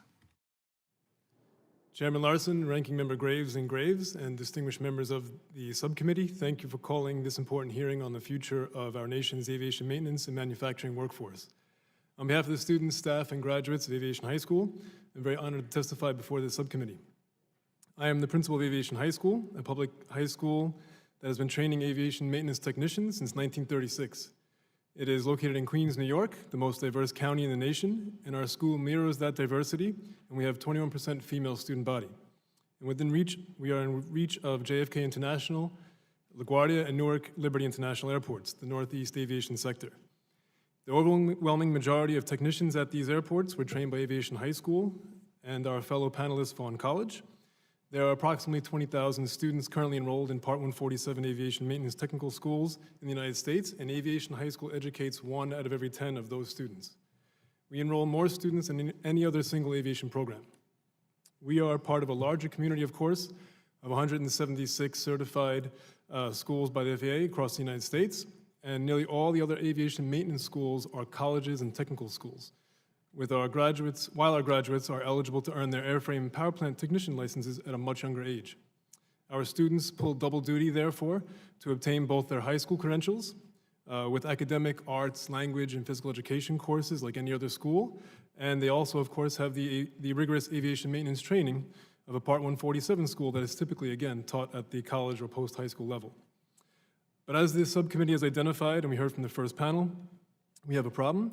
As a community, aviation maintenance technical schools have the capacity to enroll 35,000 students, and Part 147 schools currently fill just over half of those seats. Our growing industry will need 193,000 new technicians over the next 10 years in North America alone. As a high school that receives over 4,000 applications for an incoming class of 500 students, we have a few thoughts on how to address this shortage. At Aviation High School, we see that exposure to the world of aviation at a younger age is key. Much younger than where our high school program actually begins. Fewer and fewer students are exposed to mechanical work. They do not work on their bikes or tinker with their cars, with their families. Our goods are becoming more digital, and when they break, they're more easily replaced than repaired. The current STEM models in education provide the math and science coursework for our elementary and middle school students, but these courses also need to provide students with more hands-on practical jobs so that they can figure out at a younger age whether they would like to learn how systems work together, or how they can be fixed and improved by using their hands. As a school community, we also debate the idea that technicians, who were once known as mechanics, would be better represented and marketed as a career if they were to be known as aircraft engineers. By rebranding aircraft maintenance and repairs an official engineering career path, we believe that many more young people would set their sights on entering the aviation maintenance field as aircraft engineers. For us, one of the most important aspects, in addition to what I'm stating, of our program is the close relationship that we have with commercial airlines that operate in the New York City area. Aviation High School has official partnerships with fellow panelists Delta Airlines, as well as JetBlue Airways, British Airways, and Panasonic Avionics, which provide many of our students with internship work-based learning opportunities at their hangars and maintenance facilities. The Port Authority of New York and New Jersey has provided us with classroom and ramp space at JFK International Airport, where our students work in their classroom, participate in internships after class, and that also complete their coursework on a Boeing 727 that FedEx donated to us. Adding more opportunities for our students to participate in such real-world on-airport experiences at a young age would help to improve their training and entice more young students to enter the career path. We would also benefit from the introduction of more flexibility and modernization of curriculum, as we heard this morning, for schools to address the FAA Part 147 regulations that would help them align their coursework to the needs of the industry and the geographic location of each school. To that point, we support the Promoting Aviation Regulations for Technical Training, Part 147, HR 5427 bill, the Mechanic Aircraft Certification Standards, and the removal of CTEM requirements that ATEC has submitted for review to the subcommittee. Timelines suggest we will not see a modernized rule until at least 2022. Therefore, we ask Congress to support HR 5427, which would give our schools like ours the flexibility to educate our students and prepare them for today's high-tech jobs in aviation. As one can imagine, maintaining and operating a Part 147 school that works to create a real-world experience for our students as high school students also creates a heavy price tag for our local educational system to fund. We would be very appreciative that Congress, or we are very appreciative that Congress has allocated federal funds to support aviation maintenance schools. It would be extremely helpful if Part 147 schools receive the additional allocations as soon as possible so that we can continue to improve our students' technical training for the 21st century workforce. We appreciate this subcommittee's interest in the future of aviation and a desire to address the technician shortage.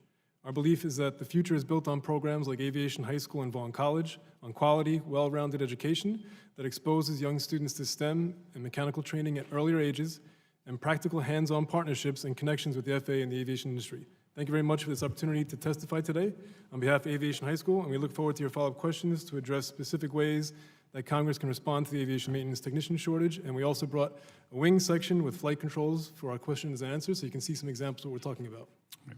Thank you very much. I'll turn to Dr. Sharon DeVivo, president of Vaughn College. Good morning, Chairman Larson, Ranking Member Graves, ladies and gentlemen of the Subcommittee on Aviation. Thank you so much for allowing me to speak to this esteemed group. And I'm honored to be part of this panel of engaged leaders who are working to provide incredible opportunities to tomorrow's aviation leaders. Vaughn College is also located in New York City, directly across the street from LaGuardia Airport. Founded in '32, we offer master's, bachelor's, associate's, and certificate programs in all aspects of aviation, including flight, aviation maintenance, air traffic control, flight dispatch, as well as engineering, airport airline management, and other technologies. We serve a population of about 1,650 students. 650 of those are in aviation maintenance, 300 in flight and airport airline management, and about 300 in engineering. 80% of our students are from a minority background. We really reflect the diversity that is Queens, and most are first-generation Americans and first-generation college students. We are also designated as a Hispanic serving institution. 12% are women, and we're working to raise our female representation. We also have more than 150 veterans. As has already been discussed, we face an unprecedented need for pilots and maintenance technicians for the next 20 years, according to the Boeing and Airbus forecasts. Right now, the United States will not produce enough qualified talent to meet the demand, which is why we must expand the existing pipeline to include opportunities for underserved populations, especially minorities and women who have not been exposed to these fields. Prospective students want to know that aviation is a high-tech, in-demand field with well-paying jobs and a solid career outlook. The average family income for a Vaughn student is about $39,000, and within 1 year graduation, 99% of those are employed or continuing their education, 83% in their field. For those graduates who pursue an aviation maintenance degree or certification, those skills are also transferable to a variety of fields, including transportation, public utilities, and manufacturing. In 2017, a study done by the Equality of Opportunity Project, published in the New York Times, looked at more than 2,100 institutions in the nation, and those were that were the best at moving students from the bottom percentages in income to the top. And Vaughn was #1 in the country. That is the evidence of the transformation possible with a Vaughn education. And we don't just change that student's life, we change that whole family's trajectory. As a result of this overwhelming evidence, we made a strategic decision to offer our full-time Bachelor of Science and Associate in Aviation Maintenance students the Vaughn Guarantee. If they remain enrolled full-time during their studies, meet regularly with our Career Services Office, and are not employed within 1 year, we will pay their federal loans for 1 year. Our students and families are primarily concerned with affordability and the assurance of a career path, and this guarantee is a declaration that Vaughn considers this a true partnership for student success. Queens is incredibly fortunate to have an aviation ecosystem that could act as a model for other major metropolitan areas. That ecosystem includes education partners like Aviation High School, who we support with Bridge to College programs, partnering on women in aviation events, scholarships, and more.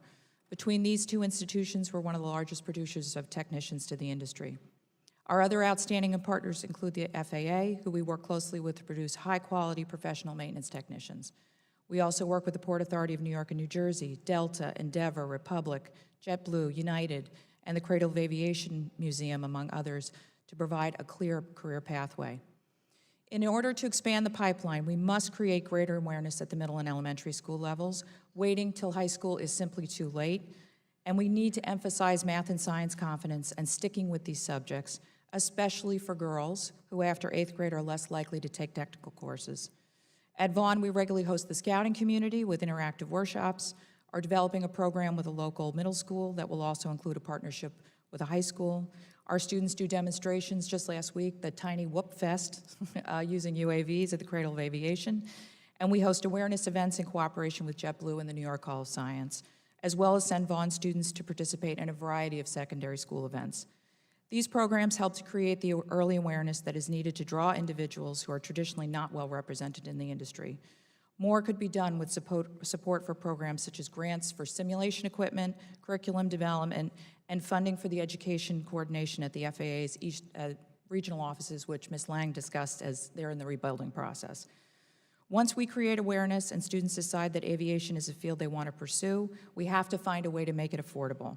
The average debt load for a student pursuing aviation maintenance is about $17,500, and for a pilot student, they're adding $60,000 to $70,000 on top of the cost of tuition.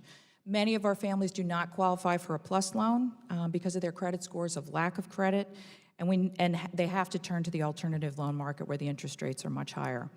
Congress could consider increasing the maximum Pell Award from $61.95 annually and modify the standard academic progress rules, which do not allow students to take more than 4 consecutive semesters. By lowering the overall debt load for the neediest students, you provide a lifetime career path with incredible opportunities. I'll stop there. Thank you very much. I'll turn to, sorry, I need my glasses, which I lost. Mr. McDermott, Delta. Or I'll turn to Brian, who's still here. For 5 minutes, you're recognized. Thank you, Chairman Larson and Ranking Member Graves, for the opportunity to testify before you today. I'm Joe McDermott, a Managing Director in the Technical Operations Division of Delta Airlines, or Tech Ops.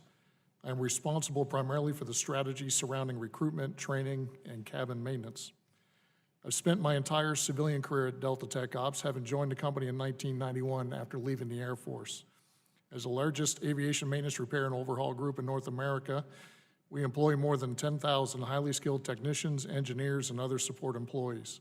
Together, we provide maintenance to more than 875 Delta aircraft and more than 150 other airline, military, and government customers. The dedication, skill, and hard work of our employees drives Delta's industry-leading operational reliability. Delta Tech Ops employees truly are the best in the business. My nearly 30-year tenure at Delta is not unique to me. Our people are proud and passionate about what they do and the company they work for. This is the result of a strong Delta culture grounded in belief that our employees are at the core of our success. Delta's maintenance workforce receives industry-leading total compensation and benefits. Within 7.5 years at Delta, a mechanic can make an average base salary of more than $100,000 a year, and this compensation does not include Delta's robust profit-sharing program. This Friday, our profit-sharing program will pay out $1.6 billion to our employees, about 2 months of an additional salary per employee. And for each of the past 6 years, we have returned more than $1 billion in profit-sharing to our deserving workforce. Our culture, commitment to employees, and of course, compensation all contribute to a workforce with long tenured careers. And while that loyalty results in a highly skilled and experienced team, it also deepens the workforce challenge faced by the entire industry. More than 50% of our skilled workforce will be eligible to retire this year. To address this challenge, Delta Tech Ops launched a comprehensive pipeline strategy, a multi-pronged recruitment and professional development effort. The strategy is an end-to-end approach focused on leveraging our key partnerships for recruiting, building technical proficiency, and creating internal advancement opportunities. Perhaps the most robust element of the strategy is our AMT School Partnership Program. Delta partners with 50 schools across the country, including schools represented by other witnesses here today. Through these partnerships, Delta provides support for the school's curriculum, including training opportunities for instructors, and gives students access to internal Delta training and job shadowing opportunity.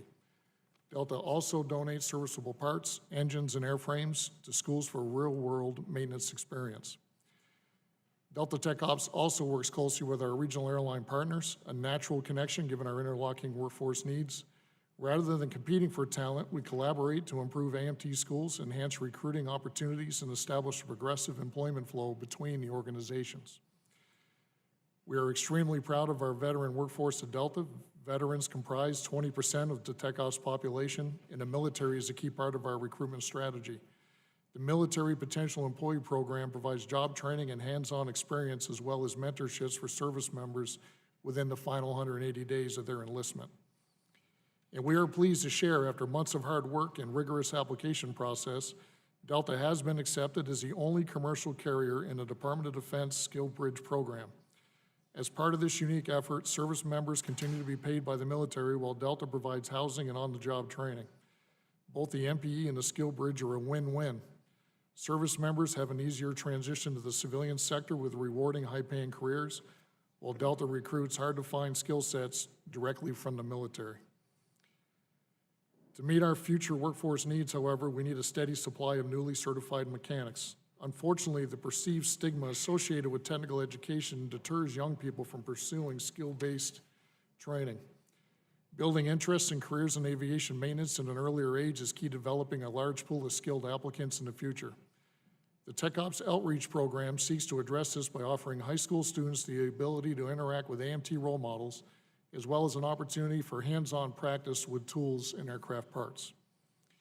The workforce challenges ahead, however, can't be solved by the airlines alone. We are proud to advocate for changes at the federal and state level to expand access to skills and training needed to meet tomorrow's demand.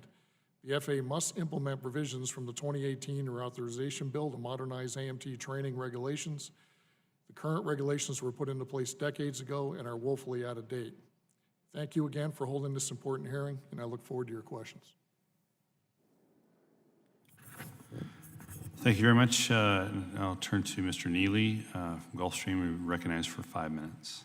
Chairman Larson, Ranking Member Graves, on behalf of the 17,000 women and men of Gulfstream, thank you for having me here. The issues that we're dealing with here today are critically important and timely. Earlier testimony has made that abundantly clear. It's important to aviation companies like Gulfstream, like Delta and others, but quite frankly, it's most important to the young people in this country whose skill sets are not being fully realized, who don't understand the opportunities that they have in front of them.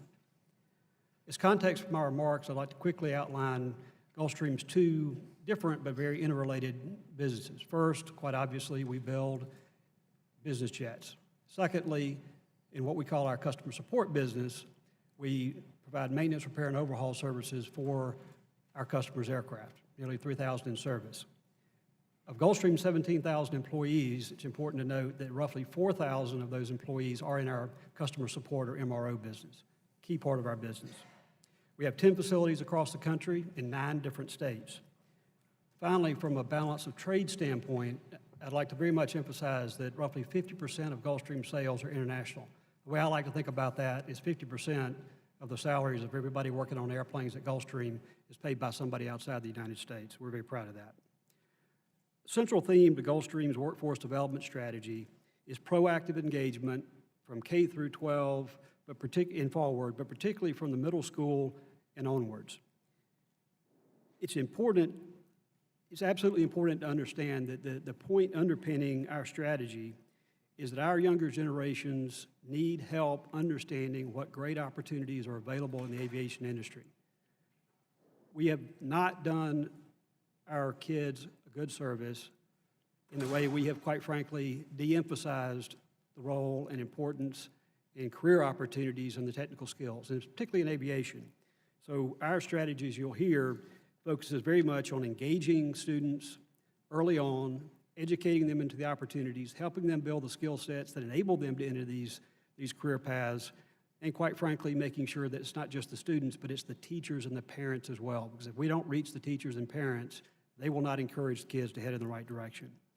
Our strategy is best illustrated by running through a few examples, examples that I think you'll find instructive and that have been successful. We have a lot of work to do, don't get me wrong, but they have been successful. First, in the middle school, I mentioned that although we engage with students earlier, we really do a full court press, so to speak, starting with middle school students. That includes multiple STEM programs, aviation-specific awareness programs, and among other things, annually we tour over 1,000 middle school students through Gulfstream facilities to let them see up close and personal exactly what our facilities look like. We have youth apprenticeship programs that are high school apprenticeship programs in California, Georgia, Texas, Wisconsin, working at over 40 different 40 different jobs, from aircraft assembly, cabinet shop, quality control, aircraft maintenance operations, and the like. They're paid between $10 and $13 an hour, depending on location, and work 15 to 25 hours per week. Another example that highlights the point made earlier of the importance of industry working with school systems and others. And it's an aviation pathway program that Gulfstream has sponsored in Savannah. It's a program sponsored at a predominantly minority school. We've done it in partnership with the local school system and Savannah Technical College, obviously the local technical college. This 4-year program, again, is an aviation pathway, so students that will enter this as somewhat analogous to a major if you were in college. You enter this program, and here's how it works. The first 2 years, 8th and 9th grade, you're doing your work in the classroom, in the labs as high school students in your own high school, taking high school classes. In 11th and 12th grades, you remain on campus. You're still working in the same labs, but your teachers, your professors are from the technical college. So during those years, you're getting both high school credits and technical college credits. Students come out of this program with obviously a high school diploma, but also one or more technical certificates, depending on which sub-pathway they chose, that enable them, give them the skill sets they need to walk right out of the high school into my friend Mr. McDermott's shop or Gulfstream shop or any others in the industry. On the technical college front, we have relationships with 21 different technical colleges across the U.S. Those partnerships include, quite obviously, A&P, structural mechanic, upholstery, aviation cabinet making, non-destructive testing, so on and so forth. How do we support those technical schools? On a number of fronts. Like our friends at Delta, we're on advisory boards. We support with funding, cash money funding. We support with equipment, including giving a Gulfstream airplane to one of the technical schools for them to work. Granted, it was one that was at the end of its useful life. But we partner with those schools to ensure that their curricula are aligned with what our modern needs are, and back to that modern needs. 2 last points. One, what we call a consortium event that we held last year. That consortium event, we brought 20 representatives from technical schools across the country to Gulfstream to spend 2 days in a workshop working with us, seeing what, boots on the ground, seeing what our experience is really like for their students and getting feedback. Last but not least, on the military front, we also hire very heavily out of the military. Very, very strong skill sets coming out of the military. 25% of Gulfstream's employees are veterans. And our flight operations group, 90% of our test pilots are veterans, and 75% of our other pilots in our flight operations are veterans. I look forward to your questions. Thank you. And finally, I want to call upon Dana Donati, General Manager and Director of Academic Programs at Lift Academy. You're recognized for 5 minutes. Good afternoon, Chairman Larson, Ranking Member Graves, and distinguished members of the subcommittee. My name is Dana Donati, General Manager and Director of Academic Programs at Lift Academy, a Republic Airways company. In addition to leading Lift Academy, I've spent 11 years as a Republic Airways pilot, type-rated on both the de Havilland Dash 8 Q400 and the Embraer 175. In addition, I've held positions as an Assistant Chief Pilot and Dean of Aviation at the Community College. Thank you for the opportunity to share my perspective today. LIFT is a flight school and technician apprenticeship program focused on addressing the pilot and technician shortage while ensuring technicians and pilots who enter the aviation workforce at Republic have the appropriate skills and training needed for success. Republic launched LIFT in September 2018. Since then, we've received over 4,000 applications and secured over 500 student enrollment dates, with 281 flight students enrolled today. In 2019, the Department of Labor approved 2 LIFT Academy apprenticeship programs, the Aviation Maintenance Technician Apprenticeship Program and the Airline Transport Pilot Apprenticeship Program. Each provides apprentices with a high-quality career pathway using the Earn and Learn model. Republic Airways is a large regional airline that partners with United, American, and Delta. Like other airlines, Republic has had to overcome pilot and technician workforce challenges that threaten our ability to continue to serve these communities. While Republic is fully staffed today, upcoming retirements are expected to strain supply. About half of today's qualified pilots will reach mandatory retirement age within 15 years. In addition, ATEC projects 30% of today's technician workforce is approaching retirement. Republic Airways invested in pilot and technician training through LIFT Academy, supporting pilots from first flight to attaining 1,500 hours. Our mission at LIFT is to attract a new generation of aviators to flight by providing superior flight training while addressing the economic and structural barriers to entry. The barriers I will highlight are outreach and awareness, cost of training, technology, and training behaviors. We know that outreach is crucial for strengthening and diversifying the aviation workforce. At LIFT, we have built outreach programs through partnerships and actions designed to attract and support pilots and technicians. LIFT is also targeting underrepresented demographics through outreach.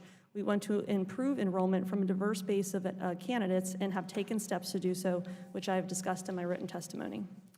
To help attract candidates to LIFT's maintenance apprenticeship program, we partner with Indiana high schools and career technology centers, introducing them to industry-recognized certification. Pilot career path inaccessibility has undercut the effectiveness of these outreach programs. Pilot education and training costs associated with flight education degrees at institutions of higher ed exceed federal student loan caps. To bridge the gap, students or parents must apply for personal loans. LIFT has been working to address this, providing tuition subsidy, loan assistance, and a guaranteed job, making LIFT Academy one of the most affordable and accessible pilot training programs in the nation. Technology advancements in today's commercial aircraft require both pilots and technicians to learn additional technical skills to manage automation. Technician apprentices begin their 30-month apprenticeship working on the most advanced equipment general aviation has to offer. With hands-on and classroom training, LIFT's technician apprentices are surrounded in a high-tech training environment. Classroom training for both pilots and technician apprentices incorporate the best practices of the airline by using documentation that replicates the airline's materials. Simulator training allows for actual systems failure and weather-induced scenario flying, promoting excellent safety practices and industry competencies. By removing barriers to flight training through industry-recognized apprenticeship programs, LIFT is helping Republic develop their future workforce. We also have recommendations for policymakers to empower programs like LIFT to do more to strengthen tomorrow's workforce. Expanding Title IV federal financial aid program will ensure students can finance flight training costs associated with flight education degrees. Next, Congress can encourage the FAA to update Part 147 curriculum so that mechanics are prepared to work on technologically advanced commercial aircraft. And lastly, there are too few structured training pathways to meet the demand for training airline pilots, which may force pilots to accumulate flight time on their own or deter them for the career path altogether. Chairman Larson, Ranking Member Graves, and members of the subcommittee, thank you for making workforce development a priority. It is our privilege to testify today, and I welcome your questions. Thank you very much. We'll now turn to member questions, and I'll start by recognizing myself for 5 minutes. I'm going to just maybe randomly pick just one. It will be Mr. McDermott. On the Part 147 mechanics curriculum, how ready are you, and maybe you could talk to the industry, if not, I'll call on others, to flip the switch on that curriculum? If the FAA were to come out today with a rule, we've heard it maybe later this fall, if they were to come out with a rule, how quickly could you flip the switch on the curriculum? The trained people, the equipment to support that curriculum and so on. Get that microphone. From a Delta perspective, we're absolutely ready to go. In our partnerships and having the discussions with all the schools, we're making it very clear that once the curriculum has been updated, we will find ways to be able to assist them in many, many ways we've already been doing. It's too important to the industry to be able to get that modified curriculum, specifically in avionics as well as composites. We've done some payments out of our foundation at different schools to start building on that today. We're not going to wait, but certainly as this progresses, we'll be ready to go. Ms. Donati, could you discuss that question as well from an educator's perspective, and I'll go back to Aviation High School on this question as well. How quickly could you flip the switch to an updated curriculum? Well, for Lift Academy, it's a little different because we're an apprenticeship program. So our entire fleet at Lift is composite because we're training what Republic Airways needs, which is technicians to work on composite aircraft. We are meeting the requirements of Part 147 through, different teaching models to teach dope and fabric. But those students, other than learning it in the classroom, they're not really experiencing it. So as far as, how quickly we can adjust to new curriculum, it can happen overnight at Lift Academy. Mr. Jackson, could you respond to that question? Sure, and I want to first thank you for having two of us represent the school. So it's a great question, because as a New York City public high school, as I mentioned in my statement, we have a lot of regulations, not just FAA, but New York City and state requirements to follow, so it's definitely a challenge for us. And Mr. Caramaggio oversees the aviation maintenance program, so I'd like him to address that aspect of it. Good morning, thank you. I know we've been speaking very clearly today on the modernization of curriculum, and the words composites and avionics come to mind. Avionics and composites, as it addresses a 147 school, becomes a difficult challenge. Just in budget alone, it would seriously affect our school budget to support such technology. However, we at Aviation High School are working very closely in collaboration with our local FSDO, with Delta Airlines, thank you Delta, and with JetBlue to move in that direction. I have with me here today a project that was designed locally at our school in collaboration with the parties mentioned, where we do just that. We have taken an old design, going back to Ms. Donati's testimony concerning wood and fabric. This wing bay, and we call this a wing bay, and this is a section of an aircraft wing with the associated aileron of flight control, for many years at Aviation High School was constructed out of wood, dope, and fabric.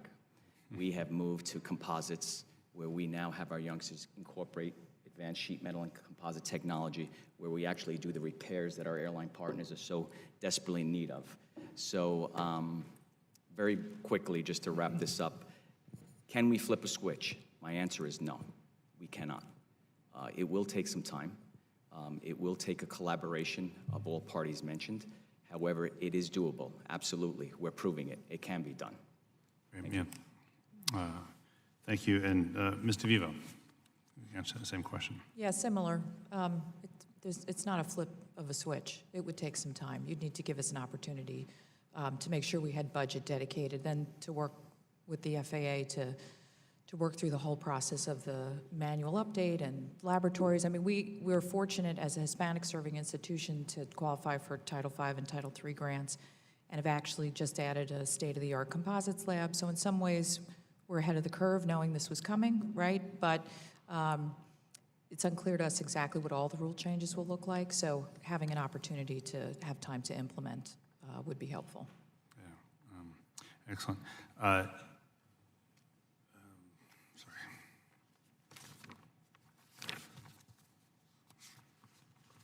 Just a moment.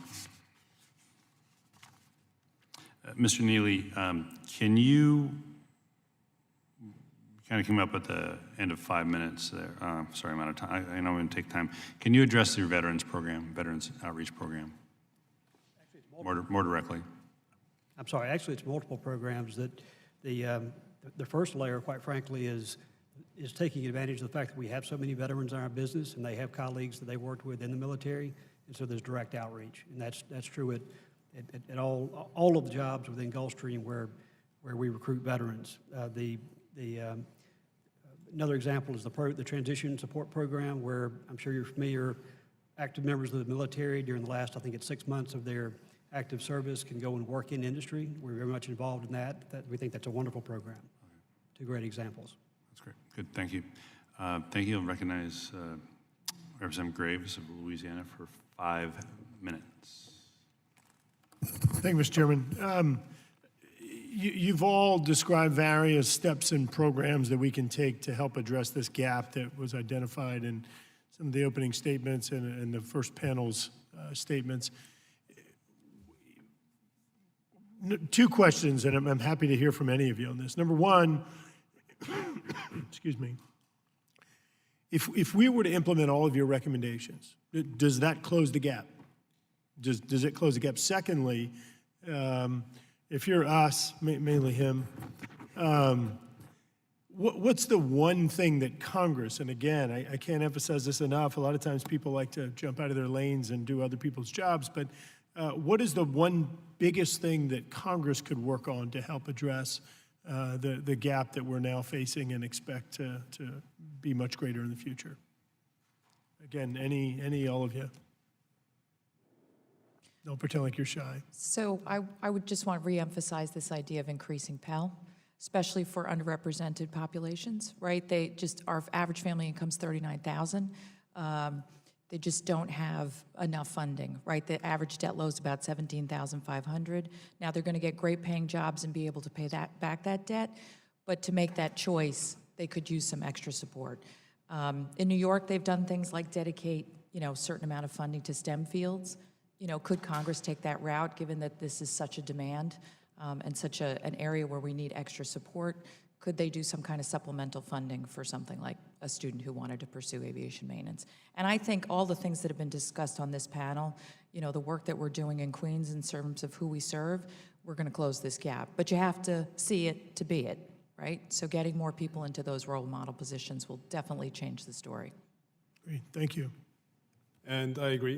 Definitely funding is a huge part of it, especially for our school as well. But in addition, as you heard us state earlier... Can I interrupt you on that? Just a quick question. So you talk about funding being an obstacle. So do all of you perceive the fact that aviation programs, particularly pilot and others, because of the specialized training and the length of training, that cost is one of the biggest barriers or obstacles? So speaking on behalf of a high school, and again, a public high school, it's a bit different than a college or technical school. For us, for sure. We get funding from the city, state, and the federal Perkins grant, of course, but it's very, very expensive for a school to run. And for example, we get $500,000 for Perkins Act. It doesn't go very far. It looks like a big number on paper, but you're talking about aviation equipment and mock-ups and engines and aircraft that will eat up most of that money. So definitely funding for us is an issue, and we could definitely improve our equipment and experiences for our students. But I want to add, in addition to that, going back to the earlier statements on elementary and middle school, we definitely have a challenge as a high school of students coming in. They will work on their licensing. They'll learn to love aviation from our staff who are graduates of our school and also work in industry. But they've also heard college and university since they were born, understandably. So it's really a shift of mindset of looking at it as a lucrative career, and definitely Delta paying out a large part of their profit sharing definitely helps, and all the wages that are going up across industry is definitely helping as well.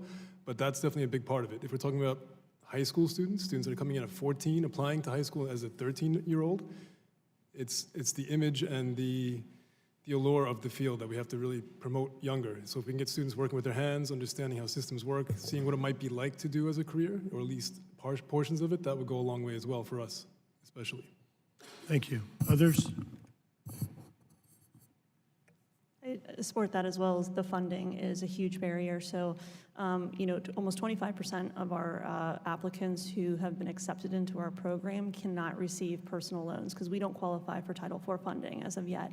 So, that's a huge barrier. So these are applicants that, have the aptitude skills, and they have, the motivation to get through a 12-month intense training program, but they just don't have the funds to do it. So if there were opportunities out there to help them, we would see more people coming through the program. Ms. Donati, while you're on the mic, you run a successful pilot training program. now that you're migrating into repair, mechanic type activities, what are some of the lessons learned from the pilot training that we can apply to some of the other fields, including repair? I believe it's all structure. So, as we are training for an airline, we are focused on replicating what the airline's needs are in a training environment. Under the apprenticeship program, the apprentices have to be with us for 30 months. So why not give them the most structured training environment for 30 months versus just checking off boxes that they know how to do something that won't correlate into Republic? Yeah, thank you. We have Fletcher Technical Community College in our district, and they have actually brought in the real workers from the field, bring them into the classroom. They donate the equipment, and they have those folks that are going to be their bosses on day one in the workforce actually doing the training, and just these seamless transitions, of course, not in aviation space, but in other technical fields, and it's worked out really well. So thank you all very much. Yeah, yield back. I'll now turn to Ms. Plaskett from U.S. Virgin Islands for 5 minutes. Thank you very much, Mr. Chair. Thank you all for your testimony and for the work that you're doing. Mr. McDermott, excuse me, I wanted to talk with you a little bit about your testimony. When you discuss in your testimony Delta's pride in paying competitive wages and investment heavily in workforce, can you talk about how that has helped Delta weather any workforce challenges in this strategically sustainable workforce? How is it making you more competitive? Certainly from a brand standpoint, the Delta name is substantially out in the marketplace now as a great place to work. That certainly doesn't hurt. Delta contributes 1% of all our earnings back into the communities to be able to drive opportunities for people to be able to develop, to come to the workforce at Delta Airlines. And then our ability to go out into the marketplace, which we promote every city, every state, to go out and get involved within the communities, allows us to get into the schools to be able to work with our 50 aviation partners, AMT school partners, to be able to go out and actually drive interest in the aviation fields. That includes everything from us talking about pilots all the way through engineers as well as AMT mechanics. So how do you create this collaborative nature of your work? You talk about the mentoring programs you have, collaborating with regionals. How does that work, and how are you able to sustain that? We've actually reached out and approached all our regional partners as well as the AMP schools, and we developed a strategy early on. We know from the AMP perspective there were three things we were focused on. One is diversity and inclusion. The other one was community service, and then our overall volume of AMP mechanics we're going to need for the future. As we looked at our 35 maintenance bases that we have across the country, we tried to pair up those maintenance bases with local schools so we could make sure that we're actually engaged at that local level and providing the services that the schools would need and advisement the schools would need to be able to continue with their support. We did the same thing with our regional partners. We're going to do the same thing and continue to be able to expand the program, and we have to make sure we keep up with the overall pipeline strategy to get that, to get our needs filled for the future. Great, thank you. I'm wishing you continued success in that, and that it be an example for others on how to get that done. And just keep talking with us. I'd love to talk with you more about how you're able to keep that collaboration going. Mr. Jackson, I don't have any questions for you, but just wanted you to know, although I represent the Virgin Islands, I was born and raised in New York City, and everyone knows how the great success of Aviation High School. In my own middle school at Grace Lutheran in Queens Village, that was someplace that a lot of young people in my class applied to your school, so thank you for the tremendous work that you're doing. Thank you very much. Thank you. I wanted to follow up about with Ms. Donati about the Lift Academy. Some of the work that you're doing is really incredible, and I was hoping that you could talk a little bit more about some of the certification and how you're able to improve the supply of maintenance technicians and mechanics in the field. So last year we were approved for an aviation maintenance technician apprenticeship program through the Department of Labor. And we have reached out and partnered with Indiana high schools as well as career technology centers to find students who have the mechanical aptitude who'd be interested in a career in aviation. These students are provided compensation day one, and it's an earn and learn model. So they are working under supervision of a licensed A&P. So hands-on experience in the hangar, and then classroom experience as well, to ensure that they will be ready for their test with the FAA at the end of the 30th month. Great. I have no further questions. Thank you so much for having this hearing and us being able to question and learn about these best practices in the field. Thank you. I recognize Representative Woodall of Georgia for 5 minutes. Thank you, Mr. Chairman.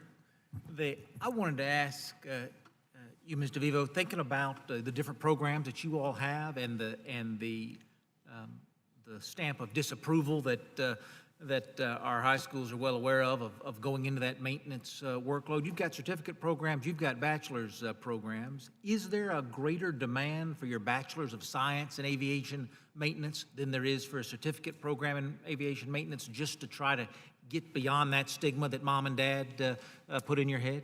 So the way that we have our program structured is you have to finish the certification program before you can get into a bachelor's degree. So, and what will often happen, and is especially true right now because they're paying so well, is that students go off as soon as they've been certified, and then will come back to us at some later point for the bachelor's science degree when somebody else is going to pick up the tab. But the almighty dollar has motivated folks to use their value today, not to just get a piece of paper that may add no additional value to them today. Correct. And the airlines are not necessarily interested until they're in a manager's or supervisor's role. What they really need is to be certified. Ms. Donati, I was really interested in what you said to the chairman, that you could flip the switch tomorrow, because I don't want to misquote you, something to the effect of, we're actually training our folks for what our customers demand, so we're just backwards training to meet FAA requirements, but if we get rid of those outdated requirements, we'll just keep teaching the skills, well, that we are teaching, because these are the skills our customers demand. Is there something, as you look forward, that you're thinking in this fall, when the new standards come out, that you're going to have to improve your curriculum because you're not preparing folks properly for your customers' needs today? I would like to emphasize an apprenticeship program is much different than a 2-year or 4-year degree program. So we have the flexibility in our program. We don't have the high cost of operation. We don't have sheet metal stations and painting labs and welding. So in that sense, we can quickly adapt to what the FAA needs us to teach. We are teaching everything in the curriculum to meet the certification of the apprenticeship program, but if there was anything that they would introduce that we're not currently teaching now, we just add that into their time with us. So again, dope and fabric, we're teaching it, but we don't have a station designated for that, so therefore we don't have to have the expense of updating our equipment. Mr. Neely, because we are focused on safety, and I do believe you care more about your customer safety than any of us on the dais do, what is it that you expect to see this fall in terms of a new government training standard that you're not training your current mechanics and maintenance personnel up to that standard today? Works better if I push the button. So you're absolutely right. We are focused like a laser beam, as the saying goes, on our customer safety and our employee safety, quite frankly. The two go hand in hand.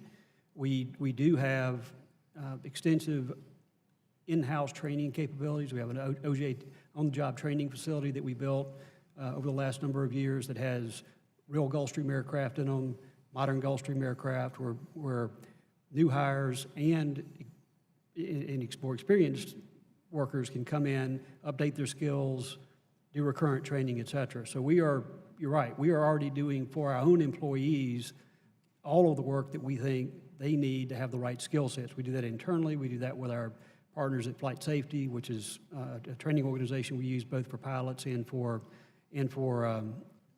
obviously our maintenance personnel.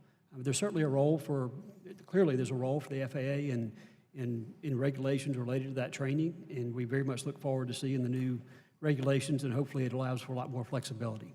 And tell me about that role, because I think there's clearly a role for the FAA in terms of safety, but you are not going to allow an unqualified mechanic to be on your line. Delta's not going to allow. If you come to Delta and you're not prepared, Mr. McDermott's going to train you up or he's going to move you on. I'm trying to understand what the benefit is, what the value add is of 60 years of government stumbling down the pavement on promulgating new training standards. Of course, in 1940, this was a conversation, and 50 and 60, but in 2020, you all have to be ahead of us. As good as our chairman is, you have to be moving faster than we are. I'm trying to understand if our role needs to continue to be to set a floor of standards, or if our role needs to be to set some safety standards for an airline that then you all will hire and your training partners will train to meet those globally, not line by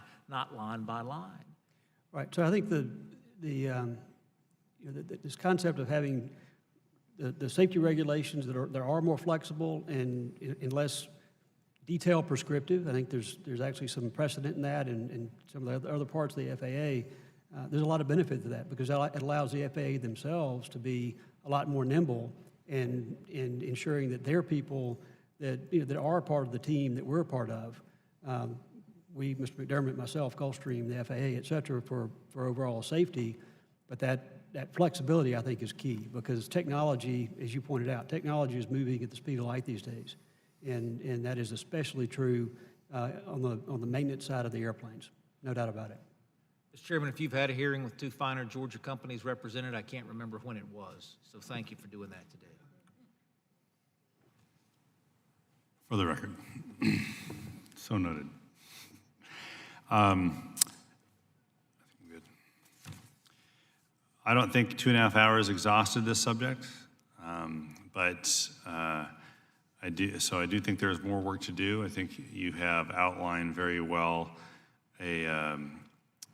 a good curriculum for the FAA and Ms. Lang to follow up on as well. And we'll look forward to tracking the progress of the rule as well as some of these initiatives we discussed today. I see no further questions from members of the subcommittee, and seeing none, I want to thank each of the witnesses today for your testimony. The contribution to today's discussion was very informative, was very helpful. I ask unanimous consent the record of today's hearing remain open until such time as our witnesses have provided answers to any questions that may be submitted to them in writing, and unanimous consent that the record remain open for 15 days for any additional comments and information submitted by members or witnesses to be included in the record of today's hearing. That objection is so ordered. If there are no members have nothing else to add, the subcommittee stands adjourned.